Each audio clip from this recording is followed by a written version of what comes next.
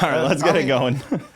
Today's guest, Joseph Potak, he's got a fresh book out. He wrote the How to Build and Modify GMLS Series Engines, and he's got a new book, GMLS Series Engines, The Complete Swap Guide, which is pretty cool. I mean, there's not many LS books, if any others. So to sit down and talk about this one is pretty cool. He's also the first employee, I'm pretty sure, of Texas Speed. I think I'm officially number 3. Number 3 of Texas I used Speed. to be employee number 3. He knows LS cams probably better than anybody on this earth currently right now. Even the GM designers probably don't understand the cam design quite as well as you.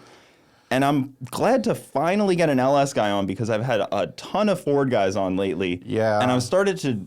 The podcast almost was forced to this Ford direction. So it's nice to get somebody that's not a Ford guy on here for now, even though the LS is just a Ford engine, right? Yeah, the LS is kind of like a carbon copy of like a Windsor engine is what the rumor is. That's what everybody says. What's funny is the LT is kind of like the blueprint of the Godzilla. Mm-hmm. If you look at a Godzilla engine, it looks like Godzilla was like copying GM's homework on the LT.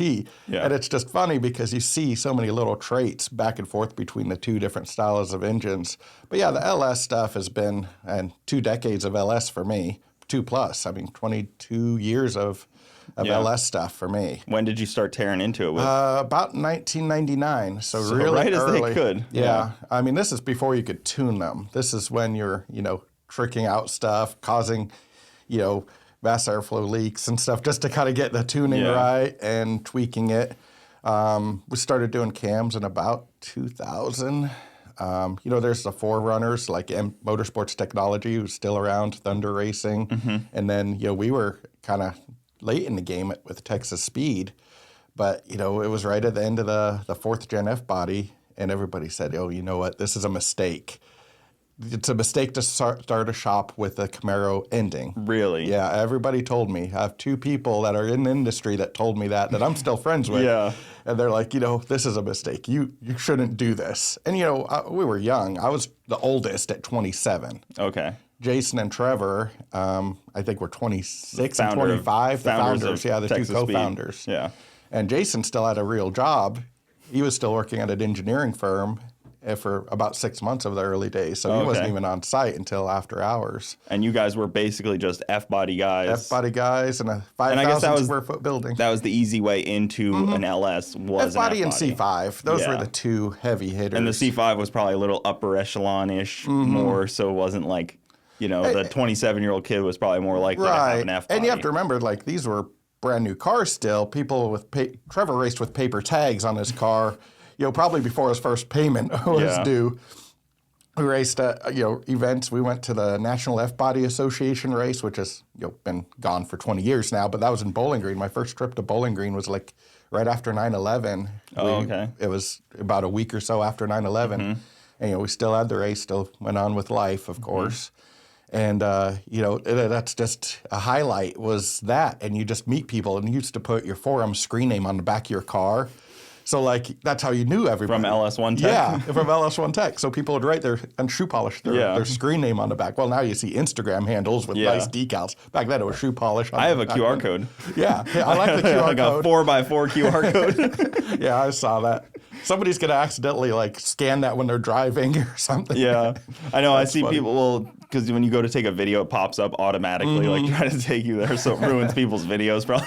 It's a good marketing thing. Yeah, but you guys would put the LS1 Tech screen names on there. And that's funny. It was a really fun time in the world because, nowadays, you could throw a dart at LS cams and, not go wrong. Yeah. But back then, nobody had any cams. It was just a clean slate.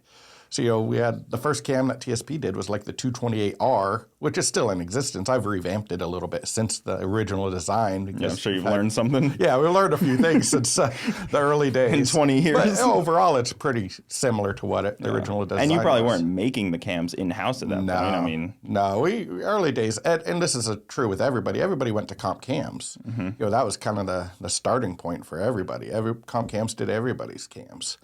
And you had a couple of special cams that you'd get from other places, but comp cams was the place. And GM had their did GM even have the GM hot had cams a hot at the time? cam, yeah. The I hot put in a cam. hot cam.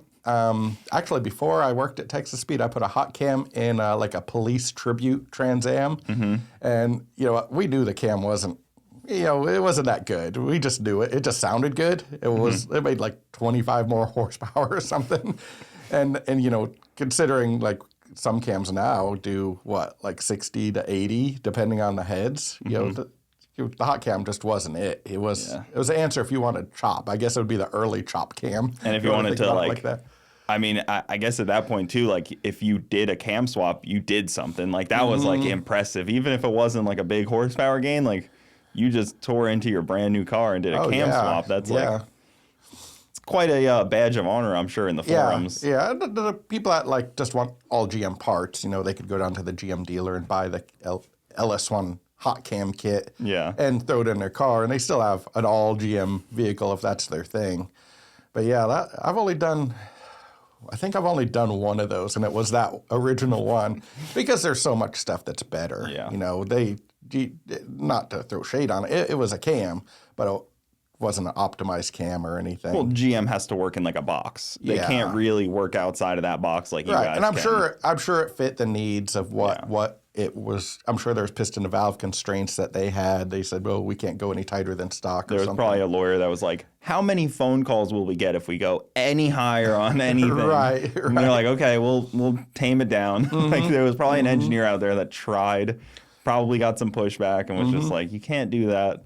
Yeah. I bet they made some cool stuff for themselves. Yeah, and Texas Speed kind of started off as like a run-of-the-mill normal shop, kind of like, any install shop. You go out there, and we were in a 5,000 square foot building. We did installs of the parts we sold, and we had like a 2-month backlog for most of the time. And it wasn't until about 10 years down the road where, we said, oh, you know what, we need to lean more on the manufacturing side and product development, because this stuff kind of got on the back burner when you're doing product development and customer stuff.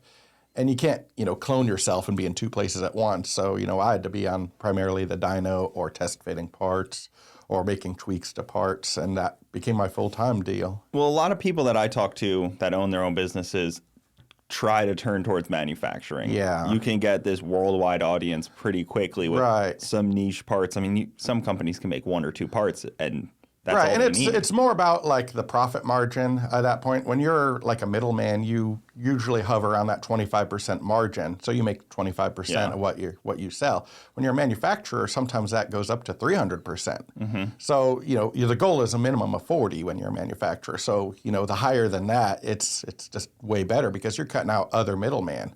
And like in Texas Speed's case, doing the cam grinders, well, Comp Cam's made that extra, couple bucks. Well, now Tech Speed gets all the profit from grinding the cams in-house. And it's, camshafts is like printing money. There's nothing else out there that is as profitable as camshafts in this industry. Yeah, especially, every LS under the sun has a cam. You look at like Ford's like Coyote cars, most of them don't have cams. Oh, yeah. Every LS car has 1 cam, and they probably try 2. They probably try 3 of them. And what's funny, and you may not see it around here, but the truck market is huge, and that's something we didn't focus on early on. But now I would say it's an easy 30% to 50% of the market, pretty solidly. That's so crazy. Well, look, every there's so corner many there's some Suburbans, Tahoes, Silverados. Sierras, there's just billions of them, and then you have the derivatives of people that harvest that engine out of a Suburban and put it in their Fox Body Mustang. And the barrier of entry to that is so little. It's like $2,000 for a Suburban with an LS. Yeah, or sometimes less if it has like a transmission problem or something. Oh yeah, if you're slipping third gear in your 4L60, they're giving that thing away. And I never think about it, but like the normal person that has an old Suburban, they're probably looking at like, oh, this piece of junk in the driveway, whereas like us, we're like, man, I could use the engine out of that, the harness, the computer, the intake. I'm looking at it as like a donor, a body donor. Well, there's also the 2 kind of LS swap people. Like, I wouldn't look at that and think harness, ECU, intake, any of that. I would just think like intake or cylinder heads to oil pan. Right. But then like I know people like Tom at Holly, and he's like, "Oh, I'll be stripping out the wires. Like, I'll rewrap every wire from the loom and stuff, every connector." I'm like, wow. And that's one of the things I didn't put in a book was how to do that, because there's just so many websites out there on how to do that. Well, like Matt at Sloppy Mechanics is a great resource for that stuff. Like using factory ECU, and I never think that. Like, I always think like, I'll just put an aftermarket in this thing and call it a day. Yeah, he's a character. So that he was talking about that cam, the torque converter killer. The logo on the back was my idea of the torque converter with the the psycho knife scene. And so I had one of the guys at TSP draw it, and then it got accidentally released and printed on a cam. I won't name names on who gave the go ahead for that.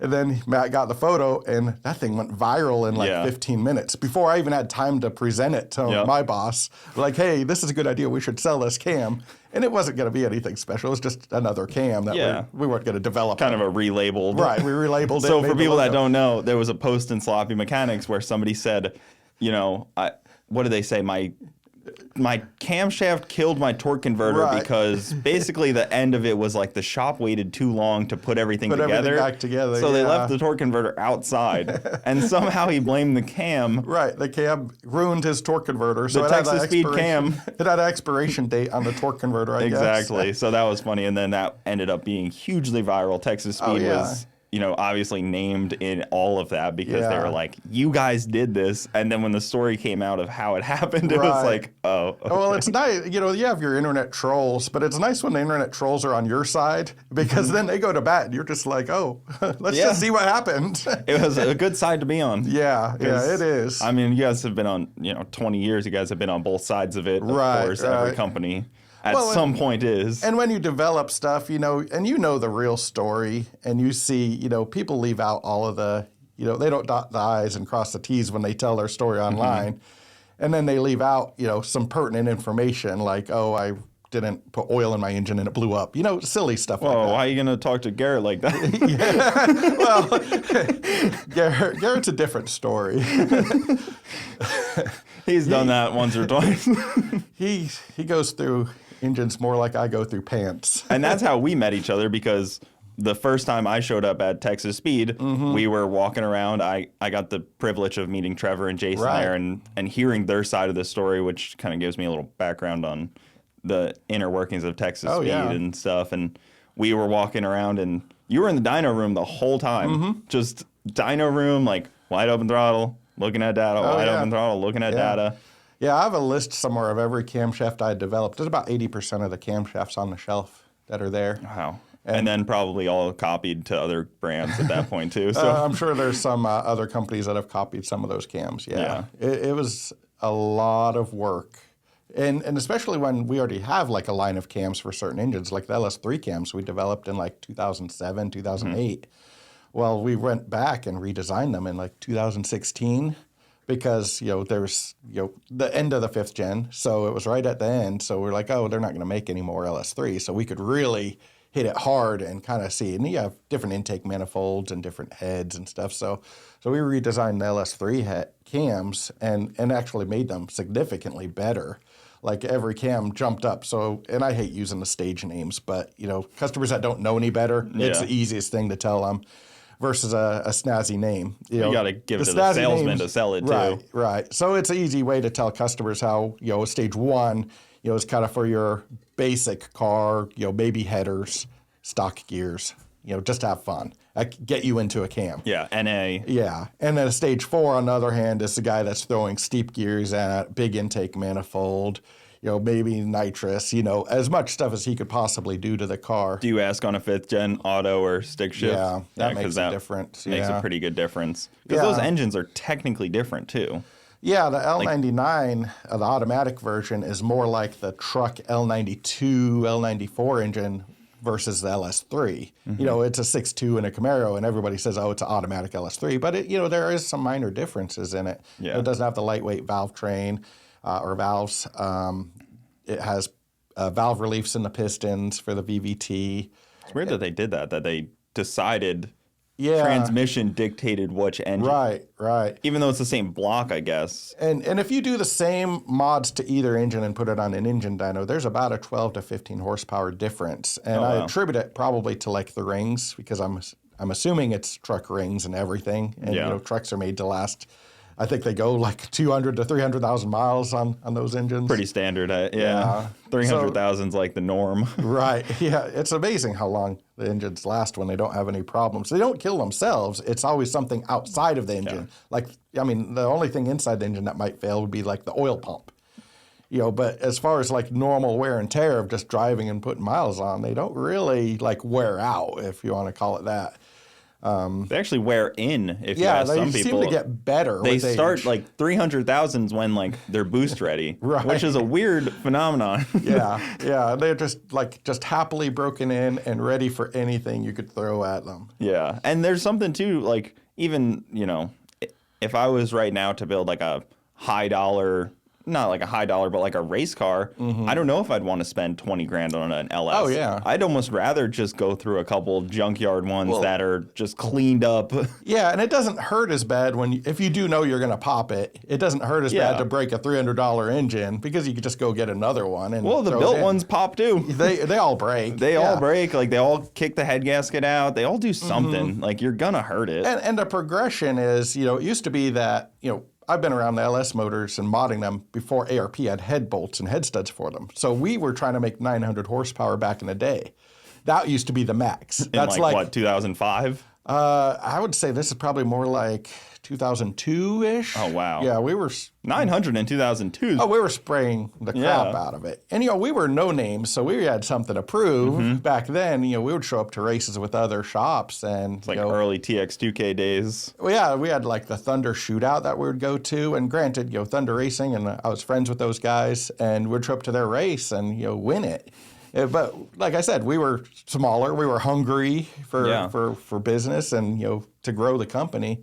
And we did as much as we could in those early days. Well, those like little things, like, looking back, it's not a huge like milestone, that 900, but like that little, like whatever late nights you guys probably had to put in and all that is what kind of was the stepping stone to becoming a successful business versus the guys that didn't. Right. It puts the name out there like people don't realize. Yeah, and even stuff like, I was just thinking as you're saying that, like the fuel system. Like we didn't have the fuel system to support a 250 shot of nitrous. We had like a Walbro 255 in the tank, and we'd get to where we would melt plugs every pass, but we were making good passes. Yeah. The car would come back on a pit road, make misfiring, and we'd change out, the plugs that were melted. We didn't change all of them.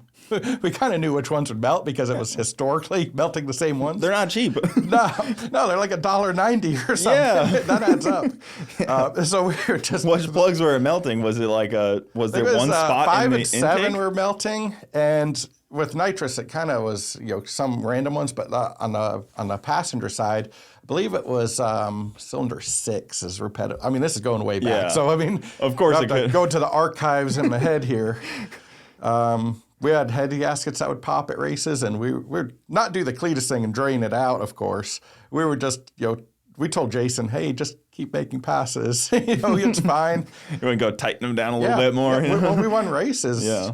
So well, it's an F-body, too. You're not just pulling the heads off. Yeah. You're not just like, let me just pop this head off real quick. Right. Yeah, it's a little bit of work to, replace a head gasket out of the track. I mean, we would have done it if we needed to, but a lot of the races are like 2-3 hours, it seems. Yep. Especially a small field. Like you have an 8-car field, it's over before you even know it, and you're driving back home. Yeah, I had somebody ask me at TX2K when I broke my trans. They were like, "Where's the spare trans?" I was like, "It was my buddy Alex." I was like, "Alex, I don't have a spare trans, dude. I know you're ready to help me, but I ain't got one with me." In the 4L60 days, like I said, we had a budget back in the day. So we had a 4L60, and we had the local dealership rebuild it. We didn't even have like a big name guy rebuild it. And we'd have a spare. We took a spare 4L60. And so we went these old days of the Thunder shootout, and we'd have problems. It was swap the transmission in the pits. And have you ever been to No Problem Raceway? I've heard of it, but isn't it a different name now? Is it still No Problem? I don't know if it's a different name. I haven't been there in a bit. I know that somebody new owns it, and they've redone the bar at the track and the tower. Okay. Where's that one at? What is it? Bella in Lubbock? Rose, and no, that's in Louisiana. Oh, it is. So it's kind of like between Baton Rouge and New Orleans. Okay, now I know what you're talking about. Yeah, so it's basically in a swamp. And so, if you do a transmission swap on jack stands, for some reason, automatic transmission fluid attracts all the mosquitoes. And so there's just mosquitoes flying in your mouth and everything. And I'm like, no. It's sweet. Yeah, it's great. It was. They must have liked, maybe it was the red. They liked the red of the transmission fluid. Hot trans fluid coming out. That's always fun. Yeah, that was the early days. And, we had a lot of fun. Well, then converter on that, too. What are you even doing with that? Like, 4L60 converter? Yeah, I mean, Yank had some really good converters back in the day, and they were the go-to. I still used Yank converters. They work good. I didn't realize they had something that quick, because that's quick development on their converter side, too. Yeah, and I think, converters, I think from the get-go, they've had LS converters, even like in 97, 98. That was like one of the first mods people did, headers, air intakes, and converters. Yeah, I guess adding some stall to it. And people were leaving in second gear on those cars, right? A lot. Wasn't that the back and forth on the automatic cars? There were people that tested that theory, but I've never really liked that. I know the TH400 guys do it now. They make 2-speed 400s, but can't back be then, easy on a 4L60. No, it was more or less getting more of the right converter, and it's more about the shift extensions and what the RPM is and keeping the RPM window, which is kind of the advantage to the modern 10 speeds, is you're keeping the RPM in that tight window where it's making its peak power. And then you got 12 that's what a torque overdrives. converter was doing. Yeah, that's what a torque converter was doing back in the day on the 4L60s and even like power glides. Yeah. Was that the red car that they still have? Or did they get we had rid a of couple that we went through before we settled on the red car. And I'll talk about the story of the red car, because it's a fun story. Yeah, the TSP Red Car. Yeah, the one that you pretty always famous, see on the shirts, so standing up on the back bumper. Yep. Trevor drove that car. So Trevor and Jason got tired of modding their own vehicles, and as one does. Yeah, and they were like, "Well, this is my street car. It's so far away from that, with a stroker engine, and it's always breaking, or we're robbing parts off of it for the other race car." And so their cars never left the shop, it seemed, because it was missing something. It's missing a transmission. It's missing a rear end. Whatever the other car needed was missing or harvested from that car. And so we decided, what? We're going to make the shop pay for a 4th gen. It was a calculated decision. It was early days TSP, not modern TSP with blank checks all over the place. Yeah. So order a new CNC machine by accident. Yeah, by accident. Oh, well, I thought we only ordered one. 2 showed up. Oh, perfect. Well, we'll use it. But yeah, we got tired of it, so we made the executive decision, we're going to buy a 4th gen. And one of our customers actually found an ad. I think it was like back in the day, they had those like thrifty nickel ads or something. Yeah. And it was like kind of like a Craigslist, but on paper. And so he brought it, and there's this like 98 Camaro, no engine, no transmission. And this is like 2004. So, I mean, that car was only, 5, 6 years old? Yeah, to find a roller. Yeah, and this car like had 85,000 miles on it, and it was rough. In our eyes, this car was rough. Wow. 5-year-old car. Yeah. Because now you look at an F-body and you're like, man, all of them are rough. But back then, we had the new cars that were nice. And then you had this car, the 98 TSP Camaro. They had just stopped making them. Yeah, Jason always joked that there was a family of rabbits displaced because we bought this car from a field. And so they had to go find a new car to live in, maybe a Ford SHO or something in the back. They found something. They found something else. Yeah, probably a C4 Corvette. Those are So we bought this car. I think it was $3,400. I think it was like $3,400, which back then for 4th gen F body, that's a smoking deal. Well, it's the current model year basically, right? And they stopped making Camaros at that point. Yeah. So it's kind of like a end of an era. So we're talking 85,000, 86,000 miles, maybe 87,000. I have that burned into my head somewhere. So we bought it, and we're like, man, this hoard out F body, 87,000 miles, it's wore out. So it's only good as a race car. And we took that car and we just stripped it completely out. Anything that could bolt into that car was removed. Wiring harnesses, front ends, the front fenders, the hood, the doors, everything we could remove. And we just put back what we needed to go down the track. Because if it's not helping the car go faster, it's slowing the car down, right? Mm-hmm. So we put in back everything that we needed. We put a motor plate in the car. I moved the engine back an inch to shift the weight back a little bit because that probably makes that car a nightmare to work on, moving it farther back. Yeah. Well, back in the early days, it still had the cowl. Now it doesn't have the cowl. Yeah. But yeah, we built it back up, and that's just before you had standalone computers and stuff. There was, maybe Fast had something back then, but it was like, it was tricky back then to do a standalone. Like you had to be an engineer to tune it to know what's going on. That's so funny. And it's amazing how easy it is nowadays. I feel like the JDM guys were tuning a lot of stuff though, and it just took the domestic market a while to catch up. It seemed like it did take a while. I think we were tuning in like 01, 02, but the early days of tuning, which and like Supras and like DSM guys were already pretty well on their. Yeah, well, they've been probably tuning for a decade or more at that point. And it's interesting how long it took domestic to catch up. Right. And there was tuners, but it was very specialized. And, HP tuners, thankfully, put that power in the hands of everybody. Everybody has HP tuners now. Or, on the other hand, you have a standalone, like a Holley or Fuel Tech or Haltech. There's plug-and-play harnesses where you can have a harness in a car in freaking 2 hours running. And we didn't have that luxury back then. So, we were running the stock computer with all of its quirks. And we built that car in 3 weeks, like with a 12-bolt, with metric 200 trans. And we went, and let's first pass out of the trailer. Metric 200 trans? Yeah, it's like... So we had the 204R, which is the Grand National transmission first. And then we went to the 200 a little bit later. I've never even heard of. Yeah, they're super light. Like you could, just sit them up and throw them in the car. I think they weigh like 90 pounds so or something. I've never even heard that as like a thing. They're not, they used to be like a stock eliminator type transmission that those guys used to run because you had to run GM stuff, no aftermarket, I guess.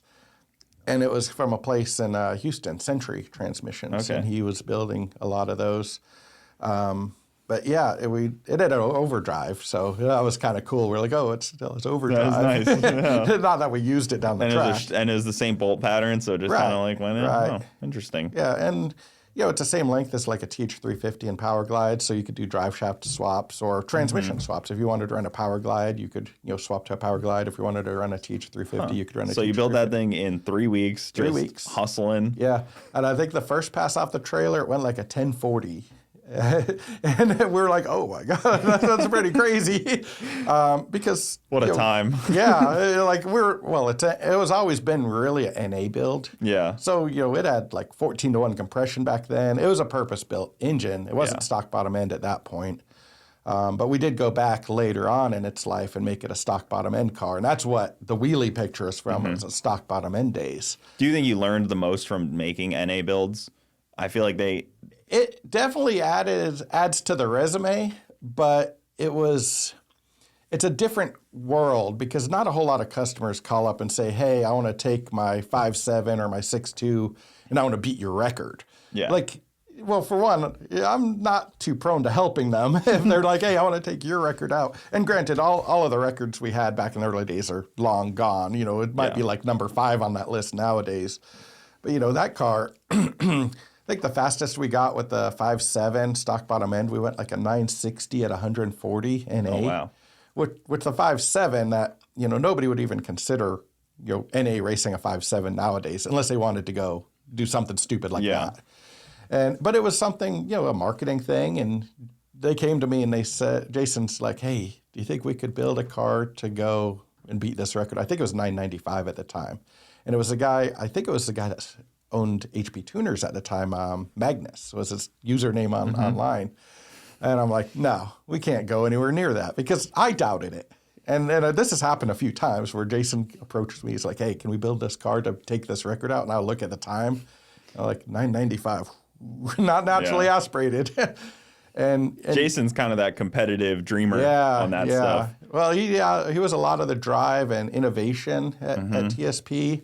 And, he was responsible for a lot of the machining, a lot of the cylinder heads, the starting the camshaft idea of grinding them in-house. Because that's a pretty crazy idea. Yeah, most people would say don't do that. Yeah, I thought it was a bad idea too. And I'm like, oh, you bought a cam grinder? Yeah. Do you know how to run a cam grinder? And no, nobody knew how to run a cam guard. They kind of had to learn along the way. I've seen the machine. It looks like it's from World War II. Yeah. Well, that's the first one he bought. And I think it was like $300,000, which was a lot of money. That's if a big you think investment. about it. Yeah, and you have to be able to support that price tag. Yep. And now the new ones, there's 3 of them. The new ones are like $900,000 a piece. Ooh, man, that barrier of entry is spicy for any small company trying to get in. Oh yeah. But yeah, I mean, I feel like Trevor always seemed more like the reasonable business Trevor side. was reasonable, and then Jason is like, no, we can do it, like whatever. And you kind of need that both sides of the business. Yeah, I know there's been times where Jason would order a machine and it would show up and Trevor wouldn't know about it, and then Trevor had to sign the check to pay for it. There was a lot of that. It was fun. It was fun though back in the day, and those guys left long before I did. But I kind of missed those guys being around towards the end of my tenure there. So it was a really fun time. We built the 5th gen heads cam car, the first car, first NA LS3 into the 8s. I built the 2016. That was pretty nutty. Like, to linger on that for a second, an 8-second NA LS3 5th gen. Oh yeah. We're not talking a freaking Fox body that you put this in. No, the 5th gen started off at like 3,800 pounds. Yeah. So I mean it's a beefy boy. And you guys got a body in white car for that, right? No, that was a flood car. So that was a Hurricane Harvey flood car that, I had Copart. We bought it from Copart. Okay. And that was when Copart rented Texas Motor Speedway, which is like a big oval track that has now been torn down. Houston Raceway Park, right? No, somewhere at Houston Raceway Park. I don't think I checked any cars there. Okay. This was kind of in like the College Station, Bryant. Yeah, there was thousands and thousands of cars. There was a lot of cars. Anyway, they put it in the infield of one of these tracks, and I'm sure it was kind of like the Freedom Factory where it was probably mud at first. Yeah. And I was, had trash bags on my legs to go check out this one LE Camaro that's just sunk in the mud. It was sad. The 2014 Camaro, just covered in mud. The logistics on, just a side note, logistics on storing those cars for tracks is insane. Oh, yeah. Like, they were getting like $50 a day from the insurance company per car. Like, it was a big money maker for these tracks to do that. And then that's why they would last like them 2 months, 3 months. Yeah. And they would just sit in the back parking lot. Yeah, until they had an auction or whatever. And then, somebody like us idiots would bid on this crap that couldn't be reused on the street. I heard from somebody that was telling, like a track owner that was telling me about that. And I was like, oh, wow, that's a pretty good cash cow. So, this car it had biohazard written on the window. Yeah, as flood cars do. And the only thing it needed was a battery. Like, we put a battery in it and drove it. I drove it around. I drove it down the tollway. I'm sure whoever owned it before got some tolls in the mail. I don't know. Don't send them the bill to me. Send it to Texas Speed. They probably got it towing it there too. Yeah, I'm sure they're surprised. They're like, I thought this car was totaled and it's on a tollway. There's probably a photo that got in their mail. Yeah. But what's funny is like flood cars, and this is the reason they total them out, is you can't get rid of the mold that grows in it. Yeah. You can't fix all of the wiring quirks. It was like the door, the door chime, the ching, like every minute. It would just chime on you for no reason. So that was with it in stock configuration. Of course, I drove it to the shop and ripped everything out. Yeah, throw all that stuff away. The 5th gen was I'll tell you how long that took me to build. It took me 5 months to build that car. Wow. That was my job for 5 months. Every day I would come in, work on the 5th gen, wiring, weighing stuff. So, like I said earlier, if it's not making you go faster down the track, it's slowing you down. So you want the lightest component, whether that's a drive shaft, whether it's a front spindle, whether it's the weight of the shock in the front, the subframe, even stuff like the water pump. You're weighing it and you're comparing it to the new parts. I remember hearing a story about that. You would go to like Jason and be like, hey, this is like 10 pounds lighter. You'd be like, buy it. Yeah. Oh, yeah. Let's do it. That car probably cost $60,000 to build. Okay. To think about how much it costs to build an NA basic run-of-the-mill. Put the other book up here. Yeah. We'll have some variation of the books. Exactly. I have one more. I did a 4th gen book, but it's not as popular. These two are these make me my lunch money every day. Well, 4th gen owners can't read. No, I don't know if now. There's a lot of pictures, though. I like 4th gens, but yeah, they have a lot. I have one, so I can make fun. I have a 1st gen, a 3rd gen, and a 5th gen now. So I have the odd numbered F bodies. You're skipping the best gen. I'm skipping the even numbers. The best gen, as I tell everyone. Yeah, second, fourth, and sixth. Was so the fifth gen car? I wasn't around that one that much. I was around the sixth gen NA car a little bit. Yeah. Because me and Garrett went down. Yeah, you guys flew down to run the first 9-second sixth gen pass. And that was stick shift, that car. Yeah, it was stick shift. Which was even cooler. That car I really liked that car. Oh, yeah. That was like something really special. It had the Copo hood and stuff. Like it sat nice. Yep. That car, I wasn't a big fan of the sixth gens. And granted, my favorite fifth gen and sixth gen are those two cars. Yeah, I'm not crazy about either fifth or sixth gen, but that sixth gen. Those cars I love. And like somebody like Justin Keith with his Nemo car, like that orange one. Great example of a sixth gen. Oh, yeah. By and large, not huge fan of them. Yeah. They're a little too heavy. The doors are 2 feet thick and 10 feet long. In them too. Like I never really liked driving them. It's kind of like a tank. Yeah, it's you can't see anything behind you, which I guess doesn't matter if you're making passes. Yeah. The doors are so wide and so thick. Getting in and out of, if you park it somewhere, you're not getting out of your fifth gen. Yeah, and like I said, I like those two cars, but and I don't know why I have a fifth gen. I found one on an auction. I'm like, oh, I need that. It's the normal car guy shtick. Yeah, it's a car guy thing. Like, oh, how much money's in my bank account? Yeah, I could get that. Yeah.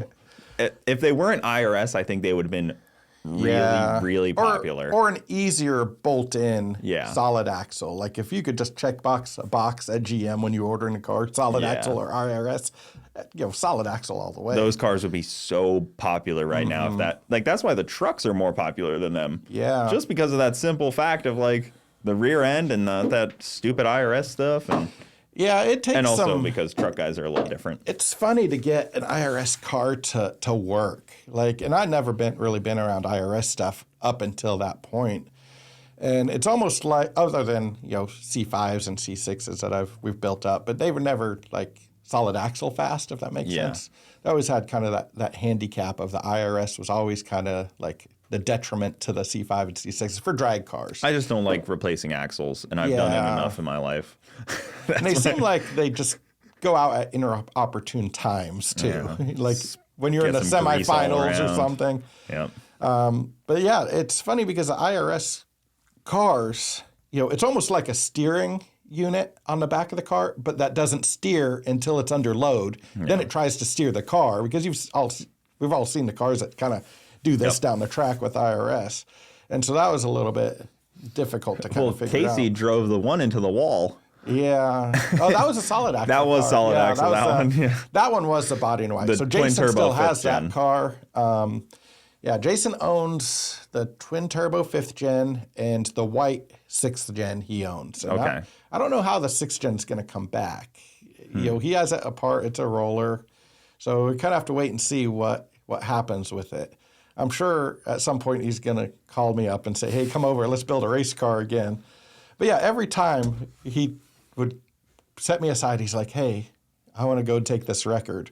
I'm like, that can't happen. We can't go that fast with those cars. This 5th gen and 6th gen aren't made to go 8s or 9. Like the goal was to go 9s even. Yeah. And then the 8-second, goal was like, oh no, this is like another level. This is impossible. Like I was the biggest doubter.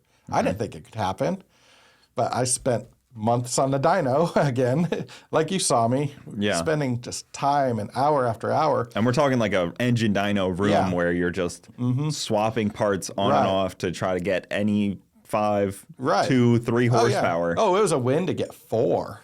We would spend 2 weeks to get 4 horsepower, sometimes 6.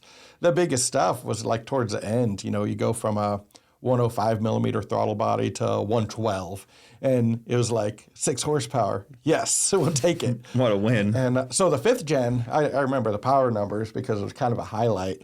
The 4th gen, I believe, made like 640, 650 with heads and cam when it went 960s. The 5th gen made 752 crankshaft horsepower, which is 2 horsepower per cubic inch. So that was a really high that's up pretty there. Solid. Yeah, it was. NA is so tricky in that because we're so spoiled with boosted cars. Well, NA and a stock bottom end. Yeah. So I mean, it's like, hey, go run this time, but build your car, but tie your hand behind your back while you do it. It's just so challenging. But it's fun at the same time because not a whole lot of people are doing this. There's like 4 or 5 people that go after these stupid internet records. And you have very clear constraints. Yeah. Like you work within this realm of situation. You can't just get the biggest turbo in the world and call it a day. And it's funny because, places like TSP they market engines. And we're like, no, we're not going to run our engine. We're going to run what GM gave us, and we're going to run all of the other parts we make on the engine. So it's almost like counterintuitive in a way to not run our short block just to see what we could do with the rest of the parts. And it shows kind of like how you can optimize a setup. And like I said, it was months and months on the dyno. And then, if we felt that engine on the dyno was wore out, we'd get another short block, put the same parts in it, make 2 or 3 pulls on the dyno, then put it in the car. Yep. So like sometimes the dyno engine and the car engine were 2 different ones, but same setup. Yeah, same combo. Yeah. I wonder how close they were in power because, everything's always a little different. Tolerances and stuff. Yeah. So you can get a factory freak. When Garrett drove it, it was probably in the 680, 675 rear wheel horsepower range or flywheel horsepower range.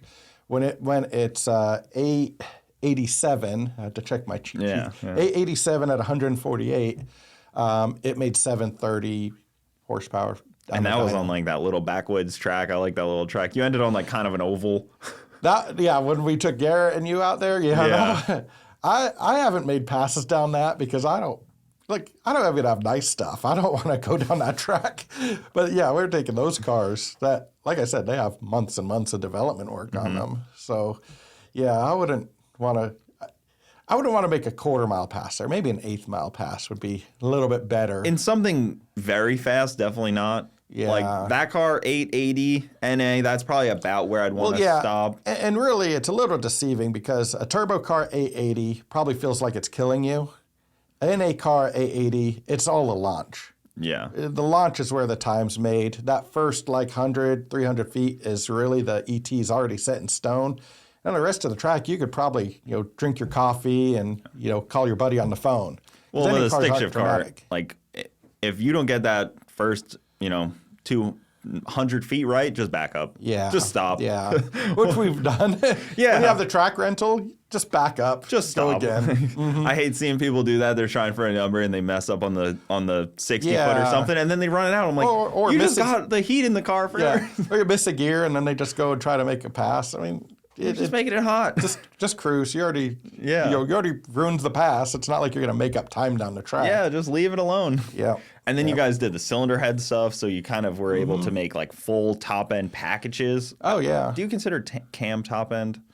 It's valve train. It's not bottom end. It's not top end. I think the cam is a very key element of the cylinder heads because you don't want to put cylinder heads on with a stock cam. Yeah, of course. I mean, it would be counterintuitive to do that. And I wouldn't consider it bottom end. It's not holding the power. It's kind of its own thing, I guess. Yeah, it's kind of right in the middle. Its own criteria of what it fits in. Yeah, because if you're talking on an LS, you're like, oh, I did the whole top end. I would just assume you did heads and cam. Right. And I think that's probably what most people would believe because, like I said, who's going to do intake and heads and then you bottleneck it with a cam? I left my stock 5.3 cam in there. What you mean? Yeah. I heard those are good. No, and LS motors, with LS3 heads, you almost don't even have to do heads unless you're just after every last power. If you have a turbo car, if you have a turbo car, and if you're running, if you're not running, high boost, which I don't even know what high boost would be. Let's just say 15 PSI and higher would be high boost. If you're running less than that, you don't probably need heads for the clamping effect or anything really. Yeah.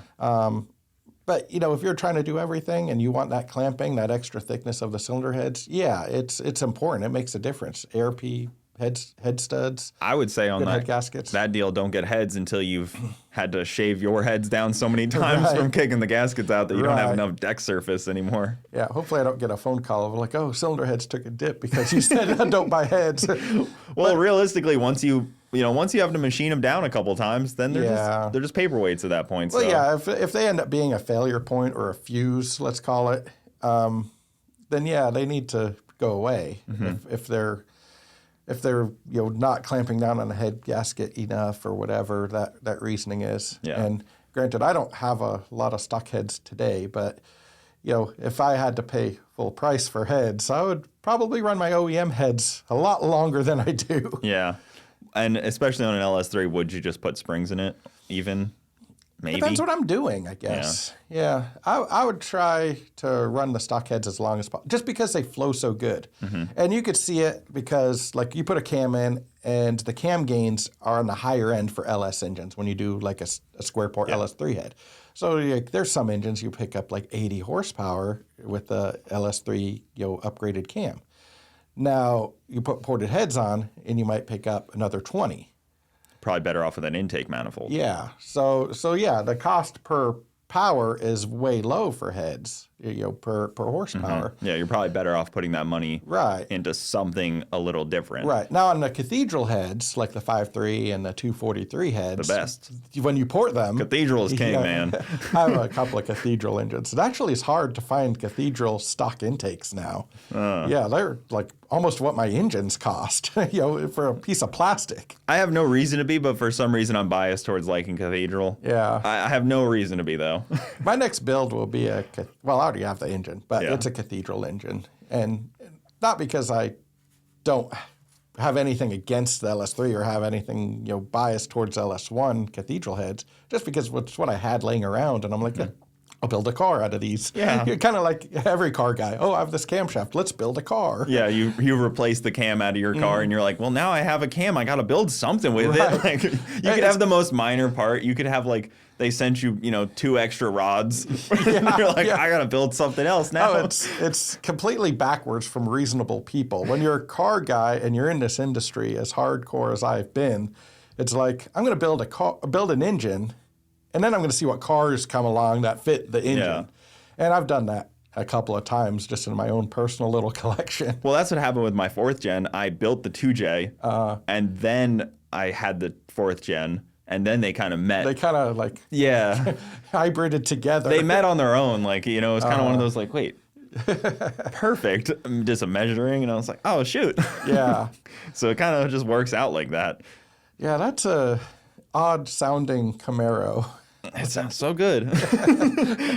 I love things that are different. Yeah. And granted, I'm not a 2JZ guy, but I've been around them enough to recognize them. Yeah. And, I think they're cool. Well, you guys were around there when, what's his name, set the record with the stick shift one. Wasn't that? SW. SW, Yeah. I mean, he's kind of Saw him last in that weekend. camp. Yeah. And he had that record forever in the 2J. Yeah, I think he had that thing for almost 20 years. 20 years, Which is insane that he just hung on to that. Yeah, he's The V160 record. He's one of the most hardcore car guys I've ever met, I think. Yeah. Like, to do it for a long time, because you meet the people that do it for like 5 years, and like the 5th gen guys. They kind of come out of the woodwork, and they were like, oh, this car came back. It reminds me of what I had back in high school. Well, up until that point when the 5th gen came out, they weren't really a car guy. They may have had a Porsche or something. Some people are car-specific guys almost. And SW, he's just an enthusiast. He's like he's been around forever. I followed him for a long time. We were at his facility when we were in Texas. Yeah. I'd actually like to talk to him at one point because he seems like a cool guy to get on. Oh, he would be pretty cool to get on the show. 4 GTs and stuff like that. I'll put in a word. And I see him probably in a week or two. When I'm Maybe back in him and Texas. Trevor can come on. Yeah. Because that would be a fun one. They do a lot of like the good guys road tours and stuff. So they'll build like their pro touring cars and just go on these. It's kind of like invite only type. Yeah. Kind of like Sick Week, but not really with the drag strips. It's more of like tours and stuff. It's more of like a fun, kind like of retired driving. almost. I want to go on one of those too, though. They seem great. I mean, the camaraderie seems good. Right. You get to network with people that are all very well established in the world somewhere. So that's cool. Yeah, you're networking with kind of like car collectors and that upper tier. It's a different person. It's a different world, than Sick Week. It's a different person. Oh yeah, the same guy doesn't really cross over. No, those guys aren't going on Sick Week, and the Sick Week guys aren't going on to Good Guys Road No, tours. they don't cross over very much. Yeah, we would all get along, I'm sure, but they don't cross over. They're all car guys. Yeah, they're just in different aspects of it. Didn't you leave TSP for a little while? And yeah, I do more freelance type stuff. But didn't you go overseas for a little while? Yeah. Oh, you're talking. About 12 years ago, I had the opportunity to go overseas. I'd met a friend. Texas Speed used to be in Lubbock. Now they're in kind of the Austin area. Mm-hmm. So I'd met a friend that went to Texas Tech that's in Lubbock. And he was from Qatar in the Middle East. Well, I'd met him. He's in the car scene and, just a real genuine car guy. I think he had like a RX-7 with nitrous on it back then, nice. Which I didn't know that went together. But where's the cam? Yeah, I think it was a rotary engine. Yeah, exactly. I don't know pistons, much about no those. cams. Yeah. But yeah, we always kept in touch, and then he would call me up randomly. I would hear from him once a year since then. And he would be like, hey, I'm putting together this 53 Chevy truck with a LS6. I need a cam and a converter. Can you tell me what to buy? I'll tell him what to buy. And, I'll tell him where to buy it from the best deal. I'd help him get an account set up if he needed an account. And then one day he called me up. He's like, hey, Joseph, I need you to come and help me run a shop for a month. I'm like, okay, yeah, a month. And, I told him the price. Then the next time he talked to me, he's like, how about 6 months? I'm like, I could come over there for 6 months. Yeah, that's fine. He's like, how about a year? And it just kept progressing. He got me attracted with the 1 month. I'm like, I want to go on vacation to the Middle East. Got your foot in the door. Yeah, I want to go on vacation to the Middle East for a month and live it up. And they have Al Anabi has their drag strip there and stuff. Man, one of the great car scene over there. Yeah, it's a strong car scene. And it's very close knit. Like everything you see online of the Middle East, that's everybody. There's not anybody else. What you see is everybody in the scene. And it's a really neat area to be. Made a lot of friends there. I was there for a year. Then my contract was going to end and I could come home. So it was an automotive repair shop or tuning? It was kind of like a startup. He was just kind of throwing a bunch of stuff out just to kind of see what hit. So we did a lot of older cars because they didn't really have in the Middle East, American cars are the import cars, the foreign cars, kind of like Toyotas are foreign to us. So they brought in an American. And they import cars. Oh, they import cars. There's money so they can just pull cars in. So the reason you don't see that many square body Chevy trucks or C3 Corvettes is because they all ended up in the Middle East. Because that's all I saw for the longest time was those cars. You don't see them in the U.S. that much. We take all the Japanese cars. They take all of our American cars. 70s and 80s cars is what we need to start taking the whatever they got, those patrols, the Nissan patrols. I love those things. You can't not love a Nissan patrol. I wish I could bring one of those over here. They're so cool. Mm-hmm. The little two-door, they're like a cooler Chevy Blazer almost. Yeah, because they're like a little two-door SUV. Yeah, and they're like an inline 6-cylinder engine, and it's nice. I've rode around in a few of them because I'm in the off-road scene. That's my hobby. You were there for a year, I'd imagine. Yeah. Well, I was there for actually longer. I was going to say at a year they extended my contract, gave me more money, and when the dollars are showing up, you're like, oh, I could stay another year. And some oil money there. They got some and cash. I was single, so, it was really good. So it was a really neat experience. What years were you there? 2013 to 2016, the end of 2013. Yeah. So I was there for about 2.5 years. So you helped them kind of get that shop situated. Right. And they kind of found their place, and the shop's still going, and it's profitable. So I was pretty happy to be involved with it. I like the startup stuff. Because you're starting, like I said, you're starting with a blank slate with a lot of stuff. And you're just growing it to whatever its strength is, and you just hyper-focus on it, and it just runs. And you don't know where it's going to really end up. Like when TSP started, they probably thought they were going to have 50 lifts and a bunch of cars. Exactly. And then it turned to 180, and then they just had no lifts and parts. Yeah, and they have 2 lifts now still. But, I mean, it's more for, the marketing and for stuff. their own stuff, yeah. And then, you guys had the dyno, but it wasn't, even the roller dyno. It's not like it was used every day for No, and customers. They're about to reuse the chassis dyno again. But it's more for, in-house builds and stuff. Yeah. So I'm kind of glad to see where it's going. Because I'm still friends with all those guys, even though, the original guys have all, up and left. But, we all had our reasons to leave. It had run its course for us. Yeah. Well, you're somewhere for 20 some odd years. Right. And you started what you were doing and what you ended up doing were so different worlds. Yeah. So I get that. Yeah. And it was, I wouldn't replace the time there for anything. If I could redo it, I wouldn't change anything. It was a really great experience. It led to a lot of connections. So much to the I go to the races and people are like, hey, Potak, what's up? And I'm like, man, who is this guy? And it's somebody that I met 5 years prior. Yep. And like I probably had a 45-minute, an hour conversation with them the first time, and long since forgotten that conversation or that person. That's how we always are at the track. Yeah. Every time we run into each other, it's usually Holly LS Fest or like TX2K or PRI. Yeah. Same thing. People yell my name, and I'm like, man, where's that guy from? And I have to place them. It's the car guide thing where you place the car with them or where you know them from, and you're playing the playback reel in your head. You're like, oh yeah, black Corvette. That's that guy. You don't know his name. Yeah. You just know him by his car. I get the like they'll talk to me for a while, and like I always go with any conversation, and I'm like, man, where do I know this guy from? Turns out I don't actually know them. They just know me, and I'm like, which I'm fine with. If you listen to these podcasts, you probably know me well enough to have a pretty long conversation with me. Right. But I may not notice we don't know each other. That is kind of a funny thing, and I wasn't really paying much attention to it because I'd done some videos for TSP, some build stuff of Trevor's truck and stuff, and I think we had 20 episodes, let's say. And people would come up to me and call me by my last name that I've never met. And I knew I haven't met them. And I would just be like, hey, where do you know me from? Like, oh, your video. I love your videos on, that you did with Texas Speed.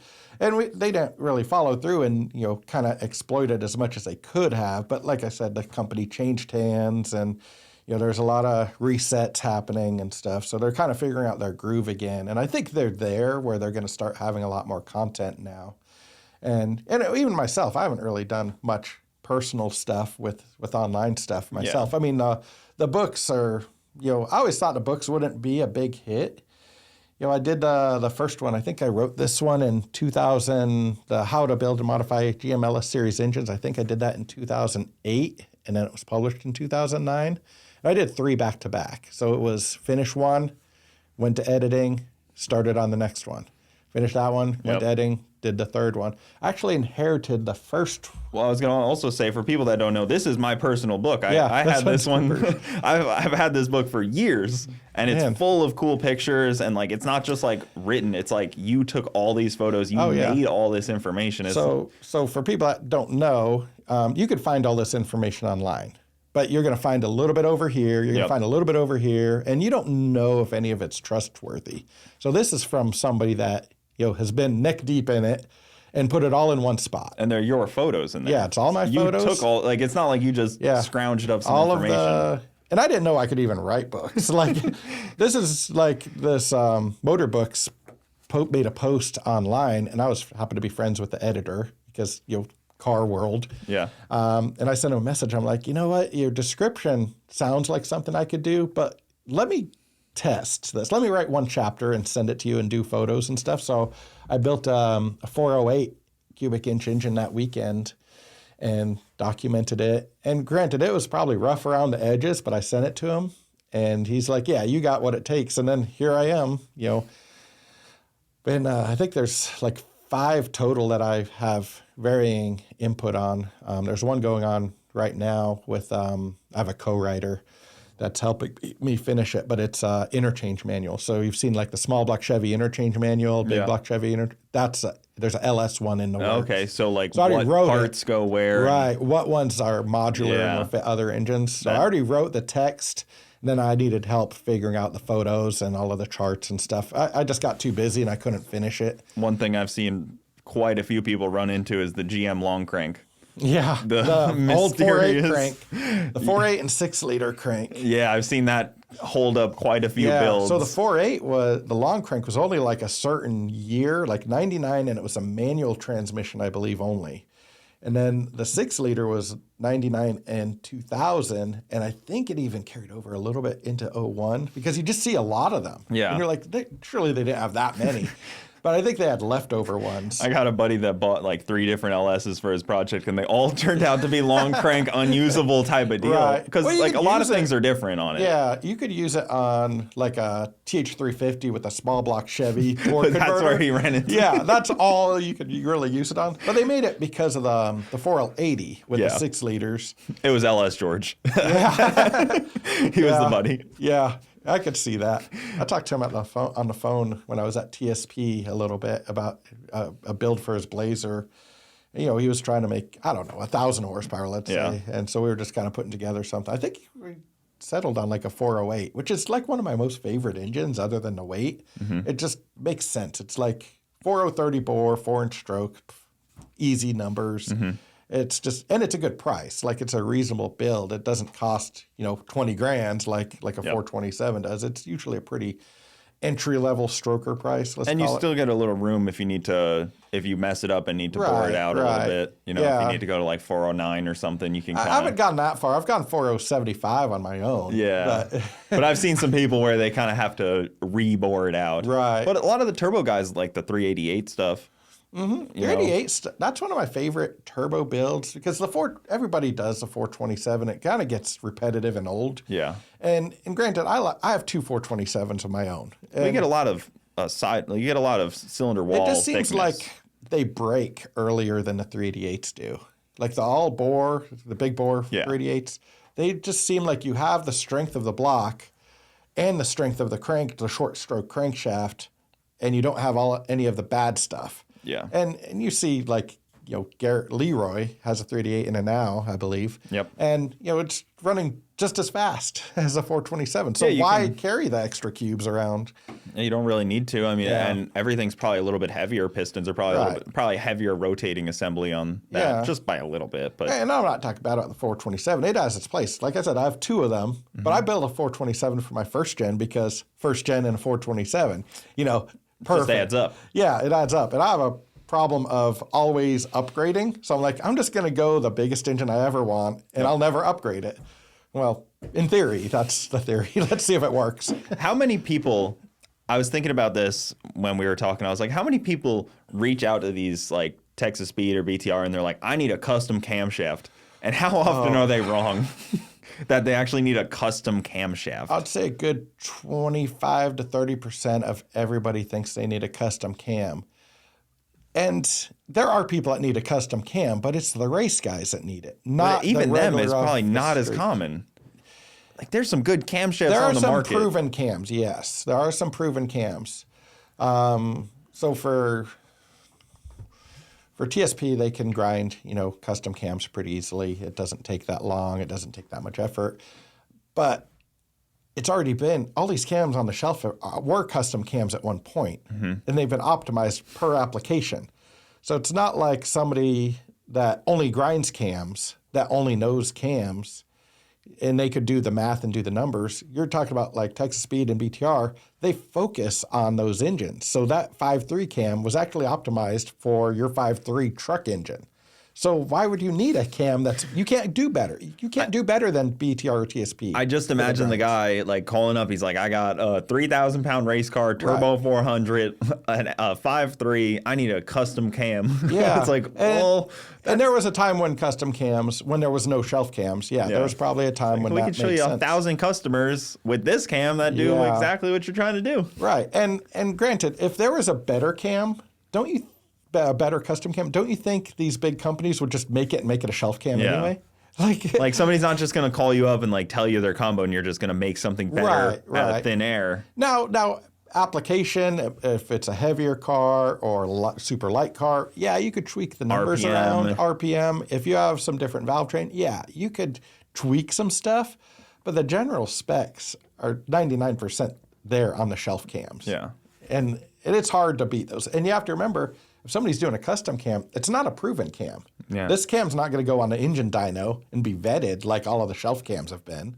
So there's no proof of this cam actually being better. It could actually be the same or worse. It's not going to be better than the shelf cams. Yeah, and you've had your hand in all of the Texas Speed cams, all of the BTR cams at this point. You've probably touched or I've seen a lot of the development at seen the BTR stuff. Yeah, so you've been behind the scenes there on the BTR stuff. So it's kind of like, cams pretty well, I would say. It's hard to.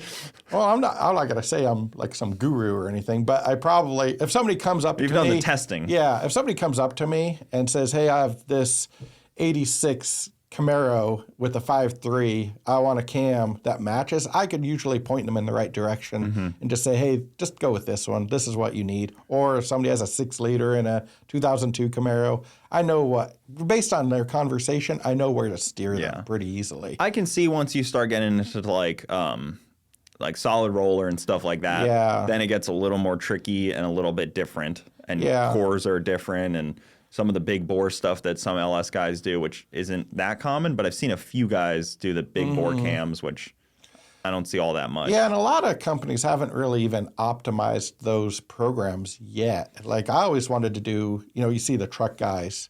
I always wanted to do like a line of engines for trucks. Like I built a truck engine for my truck to pull a trailer.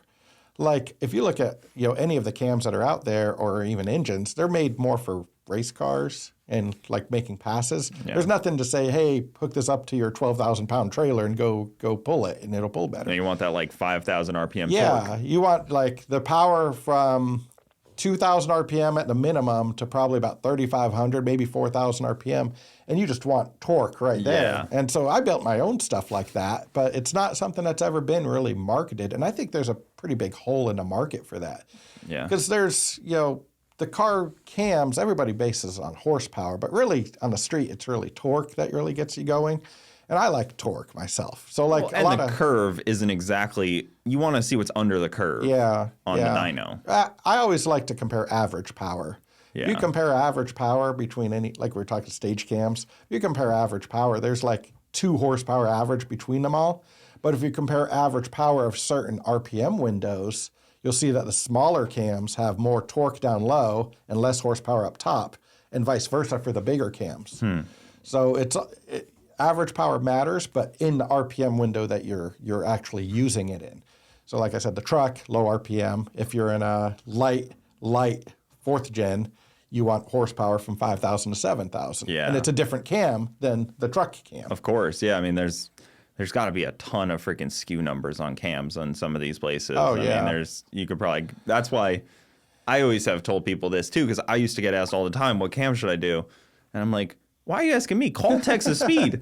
I'm like, they got like 45 guys there helping you pick your cam. I'm like, I don't know what to do. And if you're calling for a cam and you're 100% transparent, those guys could steer you in the right direction because they've talked to 15 of the same guy, already, probably that week even. I tell the same guys, tell this to converter guys too that talk about converter stuff. And I'm like, if you want the right stuff, you have to be honest with your converter guy. Right. Don't tell him you're going to make 2,500 horsepower if you're going to make 1,800.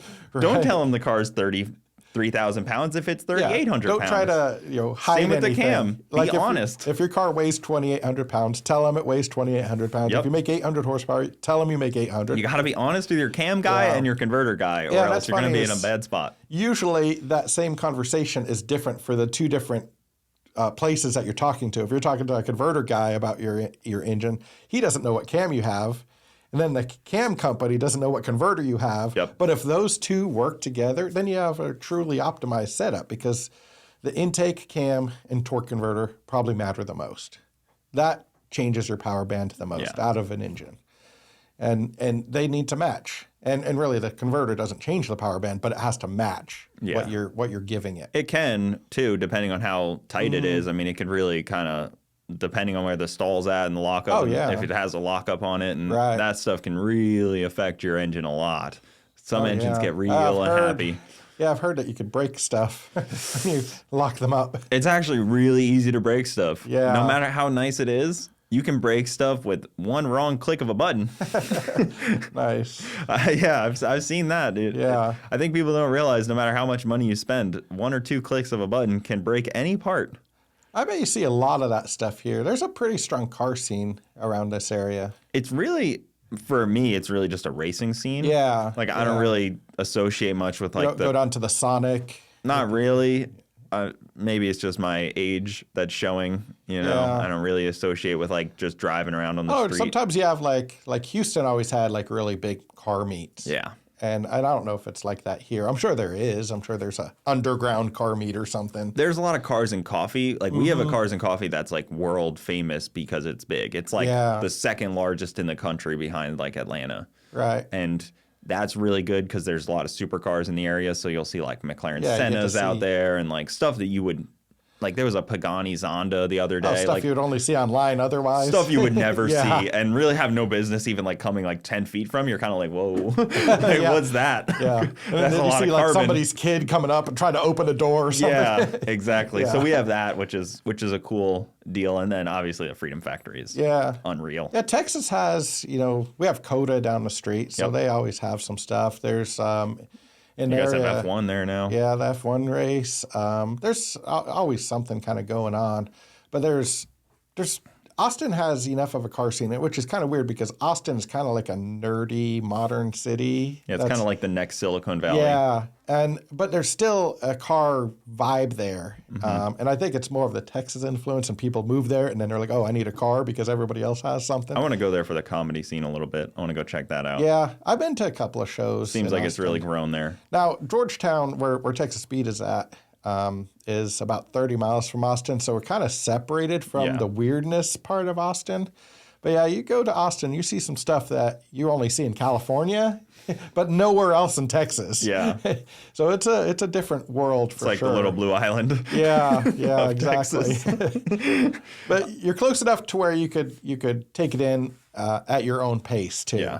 being where we're at. But we have Texas Speed just had their first car show in their parking lot. I went to it when I was there. because they but their new facility. I've never seen. I haven't seen the new facility Yeah, yet. the But new one's pretty cool. It's 78,000 square feet is what they are currently using out of like the 178,000 square feet. I remember seeing plans of it when we were there Yeah. last. Trevor and Jason were showing like they were kind of like working on some stuff, and I was like, And oh. they have the lease to where they could expand into the other part of the building too. They 'Cause sublease it to built somebody that whole else right facility. now. It was For- ground up. Yeah, it was built for growth is what it was built for Very, more machining and everything.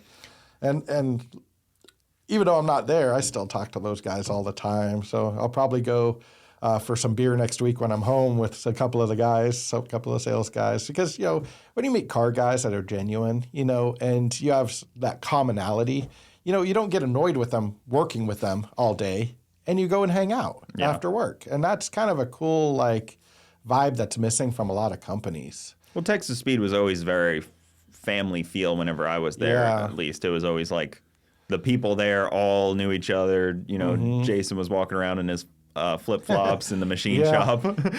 Yeah, until the OSHA guy shows up, he would wear his flip-flops around. One thing that I wanted to talk about, too, was the 5.3 aluminum engines. I feel like Texas Speed bought every single one Oh, yeah. possible. Yeah, I had to when I go walked in there the through first all of time, those. it was just floor to ceiling, wall to wall, pallets of 5.3 aluminum engines, just bare blocks. Oh, yeah. Yeah, we And- bought, it was over 1,000. And I had to go through all of those with Jason. We went on a field trip one day, and it was for like a core buyer or something, and I don't remember even the name of it. But we went through, and it was just, they gave us a guy with a forklift, and we went through every block just to make sure it wasn't like dropped out of the back of a truck or, whatever. Because were some that, they're surplus blocks, a lot of them. Sometimes it would be a build where GM would break off a head bolt, and it was more cost effective for them to tear it apart and just scrap the block, I guess. Interesting. And so I would have to go and extract head bolts. Like for a while, that was like my thing. It seemed like every day I had to take out a broken head bolt, and I'm sure there was something wrong with the head bolt or weak or something. And that There's particular always one. that was their quality control. Yeah. Which one breaks? If it breaks, did it meet quality control? Yeah. But yeah, those made the really good re-sleeved blocks. So it goes through the whole process. You knock out the factory sleeves. Now, in stock form, those aluminum 5.3 blocks are pretty strong. That's They a are. sought-after block. Yeah. Because so- they have so much deck. They have so Yeah. much like cylinder wall, such small displacement. Right, yeah. The cylinder wall is like a 1/4 inch thick. So Yeah. it has all of the material you could ever Aluminum, want. like 100 pounds lighter than an And iron it's block. probably the strength of the iron block, but in aluminum. Yeah. And, I heard a funny story. Being around the book stuff, it kind of gave me a lot of connections. Somebody had told me that the reason the iron 5.3 block is so strong is because they designed the aluminum LS1 first. And, of course, aluminum being aluminum, it needs extra support and extra material here and there. Yeah. And they basically took that design and then made it iron. Yeah. And iron, of course, is cheaper to pour because it's iron. It's not aluminum and exotic like aluminum 5.7. It's a pretty high tech engine, even though it's been out forever. Before that, everything was iron. The Gen 2 LT, the old small block Chevy. There was not a whole lot of aluminum. Yeah, like an aluminum V8 is like pretty wowing. Yeah, if you think about it, at the time they came out with this, and I think the reason the trucks didn't come with aluminum, well, for one, the price, and when you have a million of them, it adds up.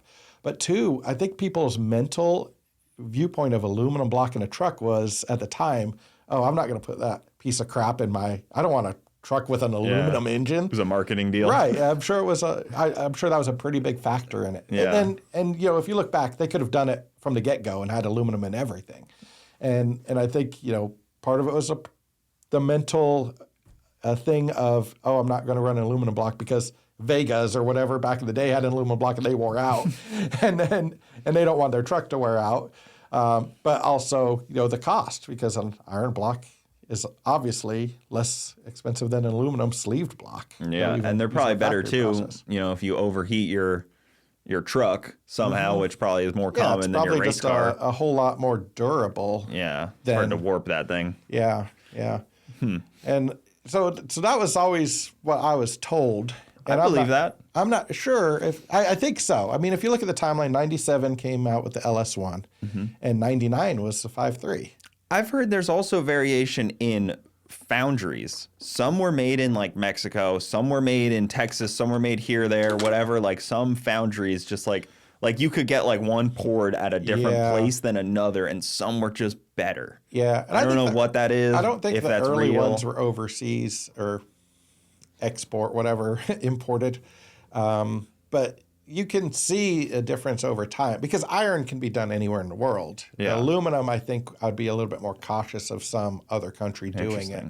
It just seems like that's something that should be done in the U.S. to me. I'm sure other countries have the technology, but I don't think I've seen an aluminum block from anywhere else. Okay, so it's the iron blocks that are probably miscellaneous wherever GM could kind of source it from at the time. And it probably was Mexico. I have never really. It was probably also expensive to ship them around. So, like, if they're building F bodies up in Canada or trucks down in Mexico, it's probably expensive to ship blocks around. Yeah, and that's funny. I didn't even think about where the actual blocks were poured. I always just assumed it was somewhere in Michigan. GM doesn't manufacture anything. They assemble stuff from all these third parties. That's why there's always all of the, whenever there's a recession, you see all of these other third party countries, having problems. Well, one delay in any one part completely crippled GM, basically. Like, if they can't get a freaking capacitor for an ECU, suddenly they have 1,000 cars waiting in a week. Some chip from Taiwan that, the factory shut down because of COVID, and now, everybody's screwed over. I heard the Ford CEO talking about that a little bit. He was basically just saying, he was like, we have so many moving parts and so many pieces from different companies that any one piece could really damage our whole thing. And I think that happened in Kentucky where they had like F-250s were just lined up. Yeah. Just for something stupid. Yeah, it was something like the seat heater module or, something silly. But it had to be there. Yeah. Yeah, something stupid like that. They were selling cars, and I had a friend with a Cadillac that they ordered a Cadillac, and like the center console was back ordered. So they just built the car without the center console or whatever, and then like delivered it to the customer. And then they had to come back like in 2 months when the center console or whatever was done. Classy. Then, it was something silly like that. Yeah, I believe it. I mean, it's better than waiting 18 months on a car. Right. I'd rather get it without the center console. Oh, yeah. Like, all right, I mean, I'd rather not have my, heated seats and get my truck. Yeah, I mean, the truck's more important than the heated seats. I mean, granted, I love my heated seats, but if I had needed the truck, I would do without my heated seats for 2 months. I'll wait for it. Because even, like, there were trucks that weren't purchased yet that were almost a model year and a half old at that point and hadn't been sold yet. Yeah. So, like, they're not even at the dealership yet, and they're already a 2021 truck, and it's 2022 and a half. So, like, now you're buying a 2-year-old vehicle. Yeah. But probably for the more newer price, too, somehow. Well, it's 0 mile, brand new, just built, sitting around for 2 months. It's kind of a tough deal. Oh, yeah. And then with the aluminum stuff, they decided on the LT, basically. Aluminum through and through. Yeah. There's iron LTs, but nobody really uses those. They're starting to make some headway. The 6.6 L8T is iron. block. And that one just came out in 2020 or 2021. Yeah, I feel like I've never seen anybody parading around with that. You'll see more of it in the future. Yeah. Well, they have a billet one already too, so if you're really leaning on it. There's a couple of companies with billet, but billet comes with billet prices too. So, if you're talking to somebody like me, my entire engine costs what a billet bare block cost. I don't think you have anything that justifies a billet block either. Not a dig at you. I just don't think anything justifies. I think there's a lot of people that don't need a billet, but think they do. Billet's probably heavier too. Oh yeah, like the billet blocks are heavy compared to like a cast iron block. I like the idea of billet. I'll say, because you control every machining aspect of it. You're programming everything in it versus a cast. You're still programming it, but at different levels. And then cast is, ancient technology. They were pouring cast, 5,000 years ago, the Romans or something. It's been around forever, And the technology, granted, has progressed quite a bit, but it's still cast. So you have, casting core shift, and you have all of these different nuances that come with casting parts. And, there's, like the iron block, that LT iron block. The reason I like that is because it's like overbuilt.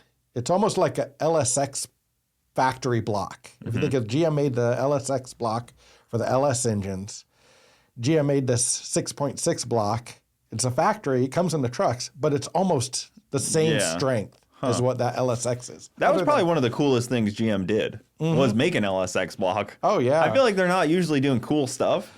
To make like this like badass all-out block like that was actually a cool thing, because without them, you're just relying on like Dart to make blocks, and their prices just went up like crazy, I saw. But it's a cool thing that they did. Oh, yeah. With 6-bolt heads, which is weird. 6-bolt heads and priority main oiling, which fixes the oiling problem. But they didn't make the cylinder head, right? They did have some crate engine heads, but not like the performance aftermarket heads that you're used to. It was weird that they put all those bolts and stuff, but they didn't really have like a huge. They didn't have all-out head. Yeah, is what they had. They had let's say they took their LS3 head, added 6 bolts to it, and put it on an engine. Yeah, that's essentially what they did. It seemed like they more did that and then relied on the aftermarket to take it over, which was cool. Oh, yeah. I don't think OEMs are doing that at all anymore. To be like, we built in extra. Yeah, use it or don't. Right. And then even when the LT stuff, you guys started putting 6 bolts on the LT engine. Before there was a block. Before there was a block, which was weird to me. I was like, how do you know where they're going to be? I don't know. They may be wrong. That's what I mean. If GM ever makes an LTX block, we'll find out. It's not looking likely. No. But that iron block is pretty stout. So like if I was building a hard-hitting LT, actually...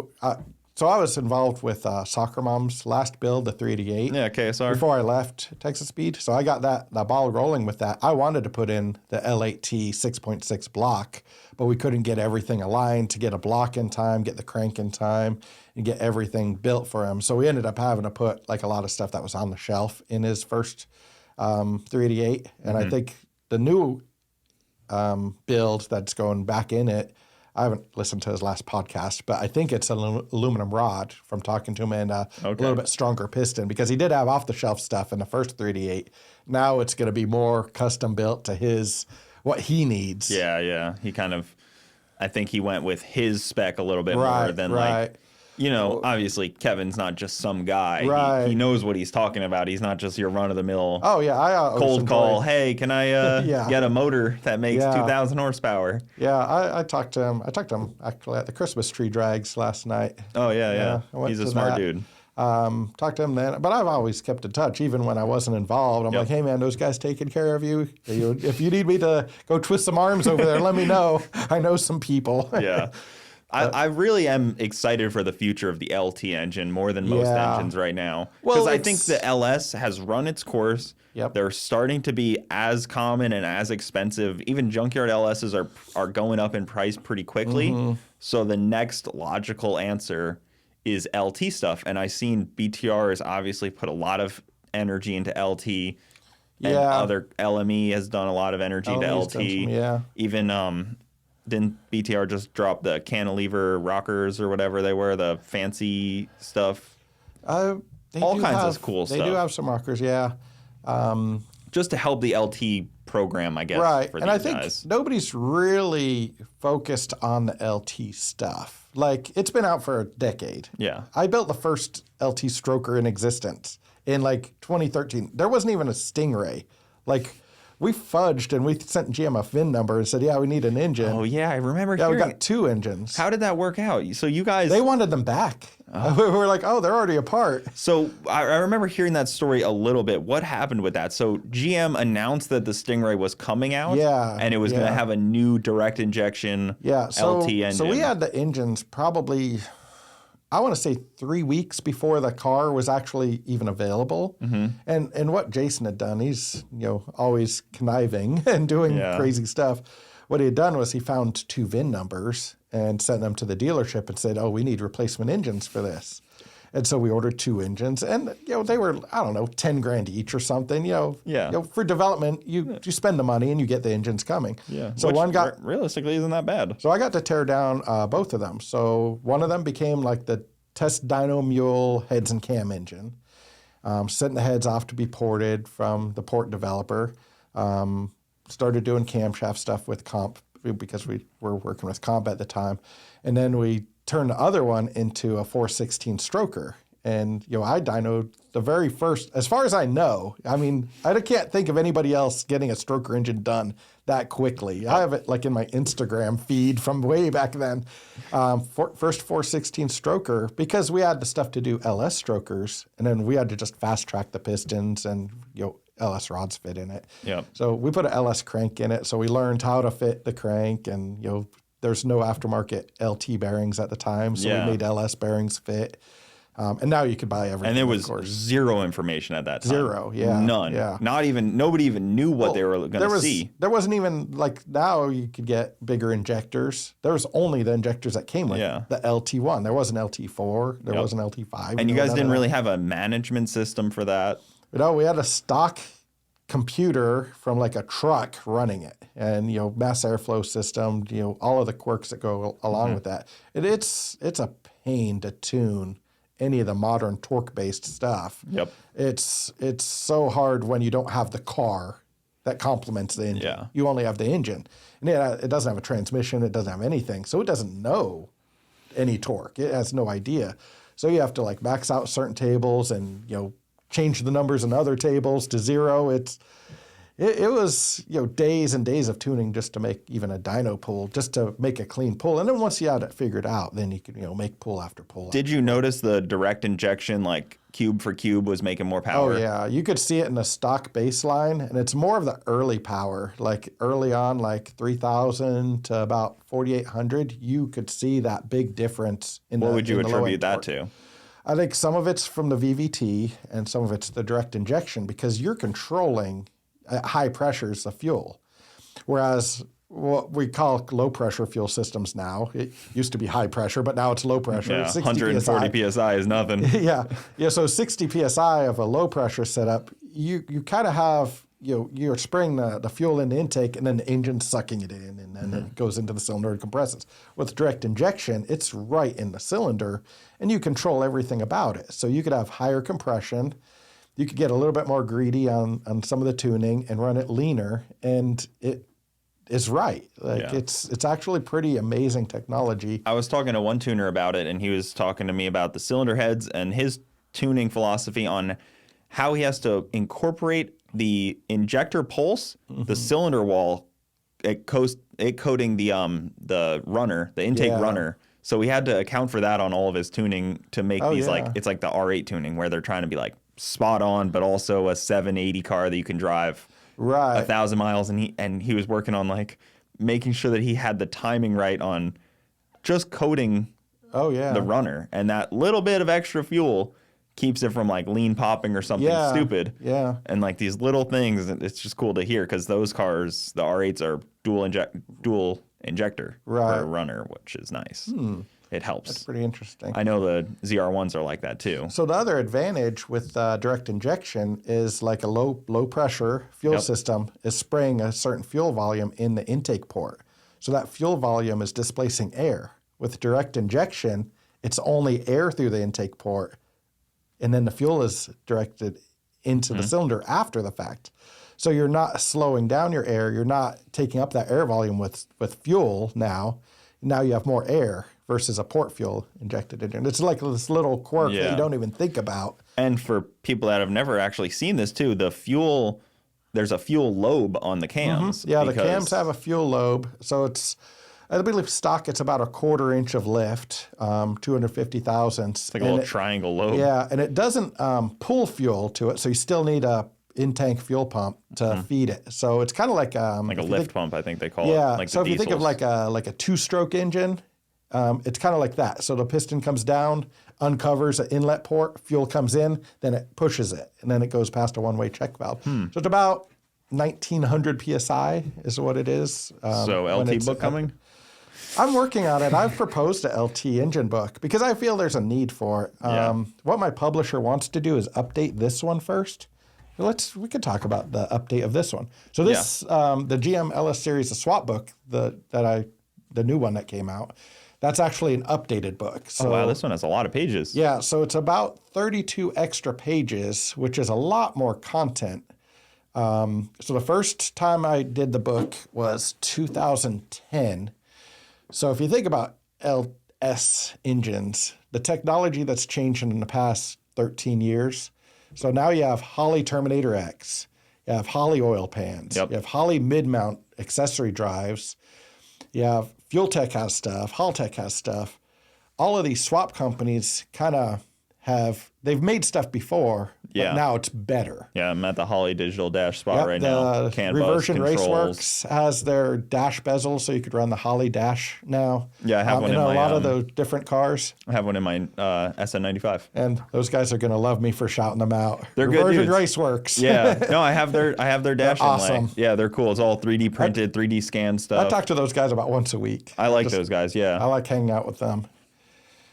Yeah, this is a really packed book. I mean, just flipping through pages, and then you kind of indexed it all here on the sides with ECU stuff. You got your spaghetti pages of wiring, everybody's least favorite. I don't mind wiring that much. You know, I've kind of grown to where I think once you understand how it's working, that everything's a circuit or a loop, basically, it just makes a lot more sense. And, you know, the battery's the start of it, and then you have, thousands of loops or circuits. My problem is I've never cut a wire the right length. It's always too long or too short. And I'm either looping it or I'm like, do I need a butt connector? Yeah, it's not just you. I have butt connectors, zip ties, duct tape all over my Jeeps. It's cars everywhere. It's always too long or too short. I'm never right there because I'm always, I need a little extra because I want to be safe. Or I'm like, let me make this nice, and then I'd put too little. Right. I always just get really generous with wiring and then try to clip it on the car. But, every car I've built, there's butt connectors on everything I've done. You won't find them, but they're there. Yeah. I know they're there.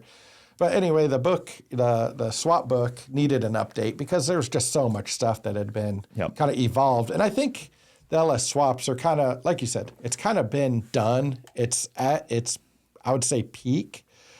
And there was just not a whole lot more there's stuff that comes out. Like, since this book was published, and it's only been published for a couple of months, Holley started doing the 6L80 and 6L90 transmission control. So I didn't know that information at the time, so I didn't put it in the book. But I kind of suspected it was coming out. So I did say that it was probably in the works, but if I had waited a month or two, I would have been able to include that in this particular book. Yeah, I like some of these diagrams, too, of you showing where to put that extra ear that the 5.3s don't come with. Oh, yeah.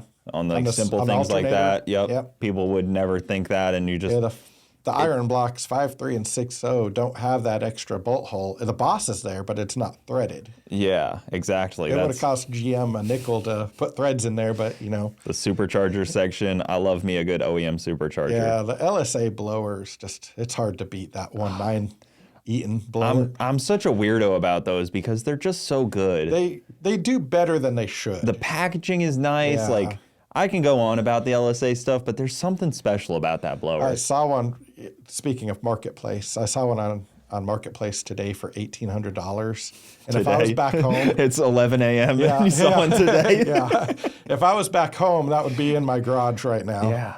because that's a stellar price. Yeah, they're going up like crazy. I got mine. I got mine without the lid for $700 a few years ago. Yeah, it's amazing. It's worth every bit of that. That's what they're worth. They should be $1,700-$1,800 for the complete kit. Well, also what happened was, what people don't realize is GM had to fix the what is it? The idler, isolator. The isolator. Yeah. So they recalled isolator. them. Yep. So every CTSV and Camaro had to get them recalled. And even though it's a 10-minute swap that a dealer could do, they just replaced the whole blower without the lid. So these like dealer friends that I know were like, yeah, I was getting it for like $100. Yeah. And just I was stockpiling them. It's funny because I kind of have a dealership background, and I was in the dealership when, you could still rebuild engines and not just replace them as an assembly. Like if we had an oil burning Z06 back in the day, I would re-ring it and send it down the road, and I would fix the problem.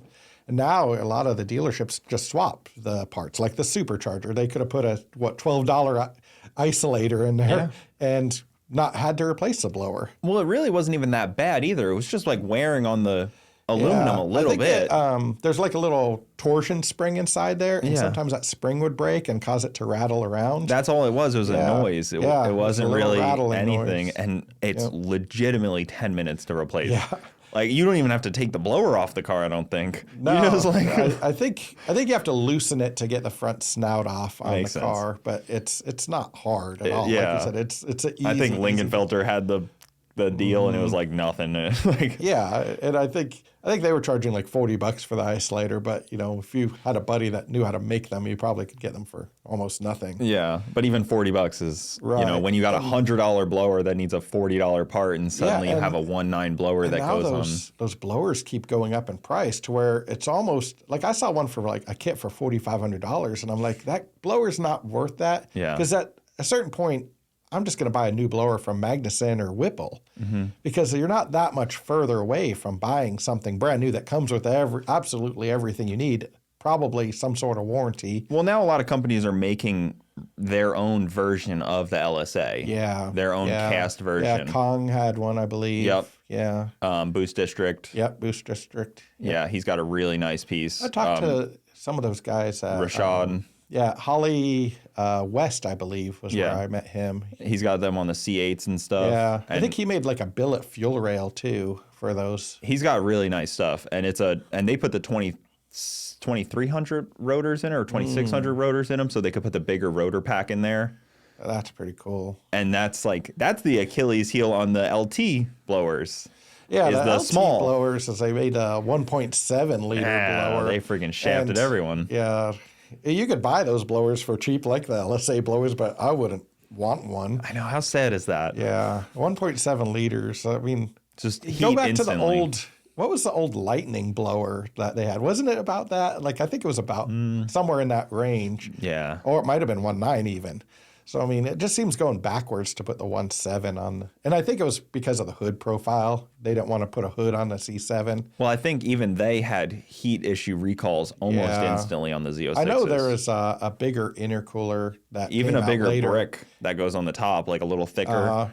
Like they almost were instantly recalled because they were getting too hot. Oh, really? And any amount of overdrive on the pulley, suddenly it's just a heat sink, not a blower. Right. See, I like all of these like factory components for the swaps. Yeah. So I have an LT engine at home for a future project. I just don't know what I'm going to put it in. Like I'm so neck deep with the LS stuff. I don't know, 8 or 9 already built, ready for future cars. Like you build the engine, then find the car is the recipe, I believe. So yeah, the LT, I just don't know what I'm going to put it in. It could go in the first gen Camaro pretty easily, but I'll be going a little bit backwards because I'd be going from a 427 to a 6.2. Probably still make more power though. No, that 427's probably, and I didn't dyno it, but I know what similar ones make. It's probably 620, 630 horsepower flywheel. I wanted to say too, looking at this book real quick, I appreciate that you included like the parts and the swap parts and stuff because, like Dirty Dingo accessories. Oh, yeah. I've seen them a bunch, but like, you could have written this book and not included these brands like this. Oh, yeah. But it's cool that it's almost like a manual with like, you know, it wasn't written by Holley. Right. Where it's just Holley parts. Yeah. Because that's what I guess I would imagine. Like, it's like got Automotive stuff. It's got a Holley stuff right here. Like, you didn't just like ignore brands. We'll call them the little guys. They're not really little shops. They're, you know, full-on businesses that are always busy. But it's a small world, right? Yeah. Oh, well, so I went to Dirty Dingo when I was working on this book, and I met with the owner, Brent, and talked to him. He gave me the tour of his building. And, you know, there's a lot of research that goes into these books. Untold amount of research. And, you know, writing alone is its own kind of chore. I spent about 3 hours a day writing, and it's 3 hours before I start work or start my day. Even on vacations, I would be on the beach writing before my girlfriend would wake up from her siesta. And then, you know, 9, 10 o'clock in the morning, we'd get up, have mimosas, and go on with our day. But it was nice because that focus of nothing happening in the world to where I could shut off everything and just write for those 3 hours. It's the best time for me to do stuff. Now, just sit there and daydream about LS swaps. It's a pretty good place to be and plan out future builds that I don't have time for. Yep. Yeah. Yeah, I mean, you kind of get to bench race a little bit, build cars, I guess, in the book, which is really cool. Where can people find this book at? I always refer people to Amazon, even though, you know, I would rather just, you know, keep an inventory myself. I never do. So Amazon's probably the easiest place, and you could just maybe you could put a link in it or something. Yeah, of course. I'll put it in the description. I mean, I'm sure they could search GMLS book. You could just search my name and or it Joseph comes up with all of the Potak. books. Yeah. I'll definitely put the link in because you could also find the first edition too. I mean, this one's better, but the first edition's still out there. These are really cool, even if like you don't pick it up and read the whole thing. These are really cool, like shop coffee table books. Like you walk into the shop and like it's sitting there on the table, or like you're a parts guy. Oh yeah, like these are cool for that. And like I said early on, you know, I realize the internet is, you know, what it is, but there's something to be said about having something paper that you could just refer to and find everything you need in one manuscript without spending hours searching forums and everything. I like bookshelves too. That's why I have your original book. I thought it was a great addition to a bookshelf because it was like cool to have on there, you know, every now and then. I really think every LS guy should have some kind of resource, especially if it's your first one. Yeah. Like if you're just somebody that, you know, hasn't gone into LSs somehow in this world where you've been sheltered and haven't worked on an LS. They're everywhere I look nowadays, so I don't know how somebody could be building a first one again. But you know, if you're building your first one, this first book, How to Build and Modify GMLS Engines. But this is more how to like build the bottom end. It tells everything. And cylinder heads and stuff like that. This is more of a swap guide. Yeah, so it tells you how to degree cams, how to check pushrod length. Don't look how at your cam bearings. How to check piston to valve. Yeah, don't look at your cam bearings. I should have put that in there. What's funny is, you know, I'll see these pictures and people will show a picture of a cam bearing and it looks like a stock cam bearing to me and has a little bit of copper showing. Yeah. But if you go and look at, like we're talking about those 5.3 blocks that Texas Speed bought, all of them had the same exact look. Like it never had a cam in it in its life and it's showing copper. Yeah. That's just the way they were built. That's just normal. Yeah. That's just the way they come. That's so funny. But the early LS is like 97 and 98 when they were first building. GM was first building them, they would actually go in and a line bore through the bearings. So they actually cut them to copper. So you'll see copper showing because that's how they built them. Oh, interesting. Yeah, because I don't know if the cams were in different spot or the cam journal housing was in different spots, but that's just the way they did it. They just a line board it, and then you know it's straight. If you machine through it, it's obviously going to be straight now. But yeah, that book's really good. They want me to update this one. I'm not sure if it's needed. I don't know how much stuff, like, do nuts and bolts change over time versus like electronics and swap parts? They're all a bunch of 10 millimeters. I feel like the swap was a bigger evolving market, and that's why I focused on updating the swap book. This is the first time I really saw this book, and I actually really like this as a resource. I really like this. I think people should definitely check that out. That's really cool. I'm leaving you with this one, so I don't have to fly home with it. Oh, perfect. You're Thank welcome. you. Yeah, this one's a heavy one. It's a gift. Thank you. I appreciate that. It'll go on the shelf here. Nice. And I'm sure. I'll eventually build a green room for the studio. So yeah, it's not like you need a book. I mean, you've probably swapped a car or two. Yeah, I've done quite a few, but I do like literature. There's something special about a book. Well, and it's not really just dedicated to swaps. Like even if you look at cars like everybody knows Leroy, I'll say Leroy. Yeah. A lot of that stuff kind of pertains to a build like that even. Well, you can have an OEM LS car and still technically swap it, in my opinion. Because like even like an F body, okay, I bought an F body today. You're not keeping any of that stuff. You're basically swapping you're it. You're having to redo a lot of you're stuff. Doing the fuel system. Stuff, you're doing the cooling engine, system. You're doing the wiring. System. Yeah. So you're swapping the car. You're swapping a car that came with an LS. Especially you do a different transmission. Suddenly you don't even have the like. You're swapping it. Yeah. K-member. There's nothing LS on I love that hashtag LS swap the world. I always throw it out there whenever I'm talking about something. Yeah. That's a swap. Yeah. I would consider a lot of these cars swaps. It's not like my CTSV where you put a pulley on it and a tune. That's not a swap. What's funny is like being in this world is very dangerous. It's actually really bad for your bank account because like we're talking about being on Marketplace. Like I'm looking at Marketplace every day. I'm looking at police auctions every day. You have to fly home and you're looking. And just recently I said no more cars. Like I haven't said that in a while. And it's just because I have too many that don't run. And I'm like, I need to knock out a few. Get a couple running. Yeah. Get them finished really is what I need to do. And, people think, oh, you're into cars. You could just knock that out. But, when you work 40, 50 hours a week on other people's projects, you get home and you're like, cars aren't really what I want to work on the weekends. Maybe I should go on a motorcycle trip or a Jeep trip. Oh, you do get away. Yep. Yeah, get away from the race car world so I could be refreshed on Monday so I could do it again. And that's why I have, a 337 horsepower motorcycles is so I could leave the 1800 horsepower world behind and come back to it refreshed and energized and pumped up. Yeah. And, it kind of reinvigorates me. And, as you're riding your 37 horsepower motorcycle, you're just thinking of what to swap next. Anything else you wanted to cover, man? I mean, I know you had a cheat sheet there. Did we miss anything? I don't know if you had any interesting topics, any interesting things we need to hear. No, I mean, I'm kind of freelance at the moment, so I don't know where I'm going to end up. I've been talking about working at we were talking about Jeeps. What's funny is like there's a couple of Jeep jobs that have landed on my lap, and I'm like, you know what? This is my hobby. Do I want to ruin it?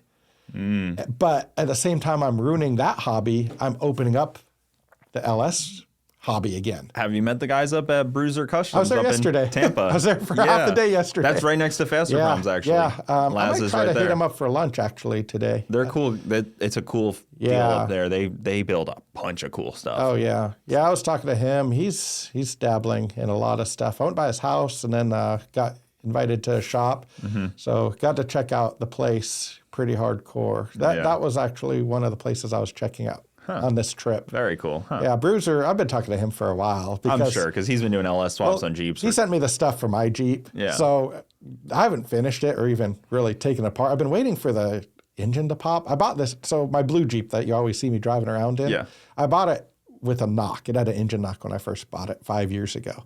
So I patched it up, put in like an O'Reilly's crankshaft in it and a connecting rod from a minivan on eBay and put this together. There may have been a few beers involved because I don't remember a whole lot of building this V6 engine. Well, fast forward 60,000 miles to now, I thought surely in 5 years this engine I don't remember rebuilding in my garage would have popped. Well, of course it wouldn't. No, of course. Yeah, that one will last forever. Yeah, I know. And now it's leaking oil and stuff, and I'm like, yeah, it's going to go soon. Well, those engines are reliable engines. Like, they're pretty decent from what I've seen. They're hit or miss. Yeah. Like, I have two Jeeps. Both of them needed engines. Those inline sixes were always really good. Yeah, those the V6s. So the V6s and the JK are like out of a minivan. Yeah. Like out of a Dodge Caravan or something, and then they made them a Jeep engine, I guess. Yep. And I don't know much about those engines. I know engines, and so when I was building it, I knew to check what I needed to check. Kind of nuts and bolts. Yeah. And so I was putting this thing together. And like I said, I did not have very high hopes for it. I dingleballed honed it at home. Yeah. And brake cleaned it out. And, you know. WD-40. Yeah. It's funny what you do with your own engines. Like, I would never do this to a customer's engine. Yep. Like, this rebuild is like nothing right about it. But new rings and gaskets, of course, and bearings. No new cam bearings, no new lifters. Just slap this thing together. I'm going to pause you real quick. Yeah. I signed your book. Oh, perfect. I was hoping you would. Yeah, the Jeep world seems like the logical next step. Yeah, I think it's... I guess off-road parts are also good because they're EPA friendly when they're technically off-road. Yeah, and I'm, as a manufacturer, I'm not terribly worried about the EPA anyway, because like these engines end up in stuff that's not really needs to be compliant. Actually, most of the swaps end up being probably a lot better than the original engine anyway. Yeah, but you can't tell anybody that. No, they don't believe you. A lot of the EPA stuff is kind of weird because it's kind of like a cop that gives you a speeding ticket. He didn't make that law, right? Yeah. He's only enforcing it. Well, that's how a lot of the EPA stuff is. These people enforcing it, like giving these big fines, they're just enforcing it, and they didn't have any part of writing that legislation. Somebody else, some consultant, wrote it. Well, they don't understand it. No, they have no idea. They can't even understand the law or what they're enforcing. I was talking to Magnuson about this because we wanted to collaborate on a camshaft to complement their supercharger kit in like a Tahoe or something. Oh, yeah, that's a great... I mean, it just makes sense. It's a no-brainer, yeah. And so we're talking about the Carb certification. And they're in California, aren't they? Yeah. They took like a new Tahoe or whatever for the emissions testing, but they had to go and strip out the interior because it would off-gas all the fresh new car scent, would throw off all of the readings of their testing, because I guess it's a closed lab, and all of these fresh plastics and seats, pleather, is off-gassing enough for these sensors to be triggered by almost all of that is petroleum-based stuff. Yeah, polyester, plastic. But what was funny about that is they had like a coolant bottle. They have their heat exchanger. They had a coolant bottle from like a previous year, and the kit, the bill of materials, called a different part number out for their new one that like bolted up a little bit different shape. They couldn't get that to pass because they didn't have the right coolant bottle on it that they said was the coming right with part the number. kit. Yeah, something that doesn't even matter. Like, what does it matter the shape of the water bottle? Yeah, it could be a freaking tequila bottle. Yeah, exactly. But they had to go and pay, and I think it was like $20,000 every time you go and do the certification. So they had to basically do it all over again to get this. So anybody wondering why your superchargers are so expensive? Yes. Good old Papa government. California strikes again. Yeah, and that hits the whole U.S. because they had to, it was cost of R&D. Yeah, it does. It trickles down. Yeah, that's cost of R&D. Unfortunate. I don't know how there's so many like aftermarket shops and manufacturers in California still. Like, I don't understand. There's a lot, though. Like the big ones, too. Like Banks is there. Yeah. Edelbrock is there. Yeah. Like some big names are still there. And there's a lot. AFR's there. Yeah. Yeah, they're just hanging on. Even a lot of engine builders are there. Mm-hmm. Like I know a lot of the big, I think Ace is there. Yeah, and it must just be that they had such a strong presence in the 40s to 60s and 70s even, that they're just, dug in. They just dug in their roots. And, if I was to ever, start a company and I was in California, I would just go to Nevada. Yeah. It's 2 hours away. I'm going to start up somewhere where I have no problems. Yep. I know. And even Doug Cook famously moved TBM from California to Florida. So it's like he's kind of doing the opposite. Yep. And even a lot of companies are going to Texas that I've seen. A lot of companies are kind of migrating. Yeah, Texas is a good place. I think there's more opportunity in more of like the Midwest. And like I said, Florida seems like a good place, but I don't know. It seems like it's expensive to live here too. Well, the flip side of Florida is, disposable income can go a couple places. Right. And I always say it could either go towards boats, which a lot of people do, side-by-sides, or cars. And Florida, we have the two that could take your disposable income. Yeah. In Texas, it's kind of cars. Everything's a highway. Yes, you could go side-by-siding, boating, but Florida, boats and side-by-side are so prevalent in the Florida. Side-by-sides are definitely pretty hardcore in Texas. Yep. but there's a lot of private land in Texas, so you can't just go off and drive, off-road wherever you want. You have to actually pay to go off-road. So, like, we have, like, an off-road park an hour away from my house that I go to. But your build also has to reflect your local environment. So, like, my particular build is set up to kind of rock crawl and do that stuff. So, like, I max out at, like, 75 miles an hour on the highway. So, on these roads, So, on the highways, I'm getting passed by, Nissan Altimas and Malibus and all kinds of stuff. But, if I go to, like, Colorado, where there's off-roading everywhere you look, it's not off-roading like rock crawling. It's more trail riding, like trail driving, to where you get to see, panoramic views everywhere you go. And that's just a different form of kind of off-roading, because you can't take the Altima there. 20,000 foot elevation and you're rock crawling, which gets cool. And then kind of also your NALS suddenly isn't making as much power anymore. I need LS. I need the LS over the V6 for sure. Yeah, once you get to that altitude, I'm sure she's struggling. It's funny. I plan all of these builds so far in advance. I just kind of bank all of these parts up, save them up, and then you get that wild hair where you're like, it's time. Now you take apart your Jeep or whatever swap car it is, and you just do everything all at once. And I like to have like 90% of my parts, because there's stuff you don't know, like drive shafts. You can't buy a drive shaft for something you haven't built yet. Yeah. So I have to wait. And in my case, I have to buy 2. So I have to wait and measure 2 drive shafts. And then, that'll be the last thing I end up buying for that particular swap. But yeah, it needs it. And that's why, Bruiser, I've been in touch with them so much. It's more, partly for the book. There's some Bruiser stuff in this book too, but also partly because if I'm not swapping cars or Jeeps or anything, how could I even write this book? Like I was telling somebody, everything I own ever will be swapped. Like I bought you have a SN Mustang. Last week I bought a New Edge Mustang. Yeah, I don't know. Great body style. It's a body style that works. I like the body style. Yeah. I think I like the SN better. I've had an SN before. They're all acquired tastes, all cars. I didn't like F-bodies till I owned one that much. Yeah. Like I wasn't like in love with the F-body styling, but then after like a year or two of owning it, I was like, F-bodies are great. And so what's funny is I've had the swap kit for the Mustang for about a year, including the Monster Tack. Like, you have to have the Monster Tack. It's not a race part of Mustang if you don't. I have the bracket, the Monster Tack. I have the ratchet ship. I have everything to build. What, do you just have shelves of boxes of parts? I have a garage full of just junk.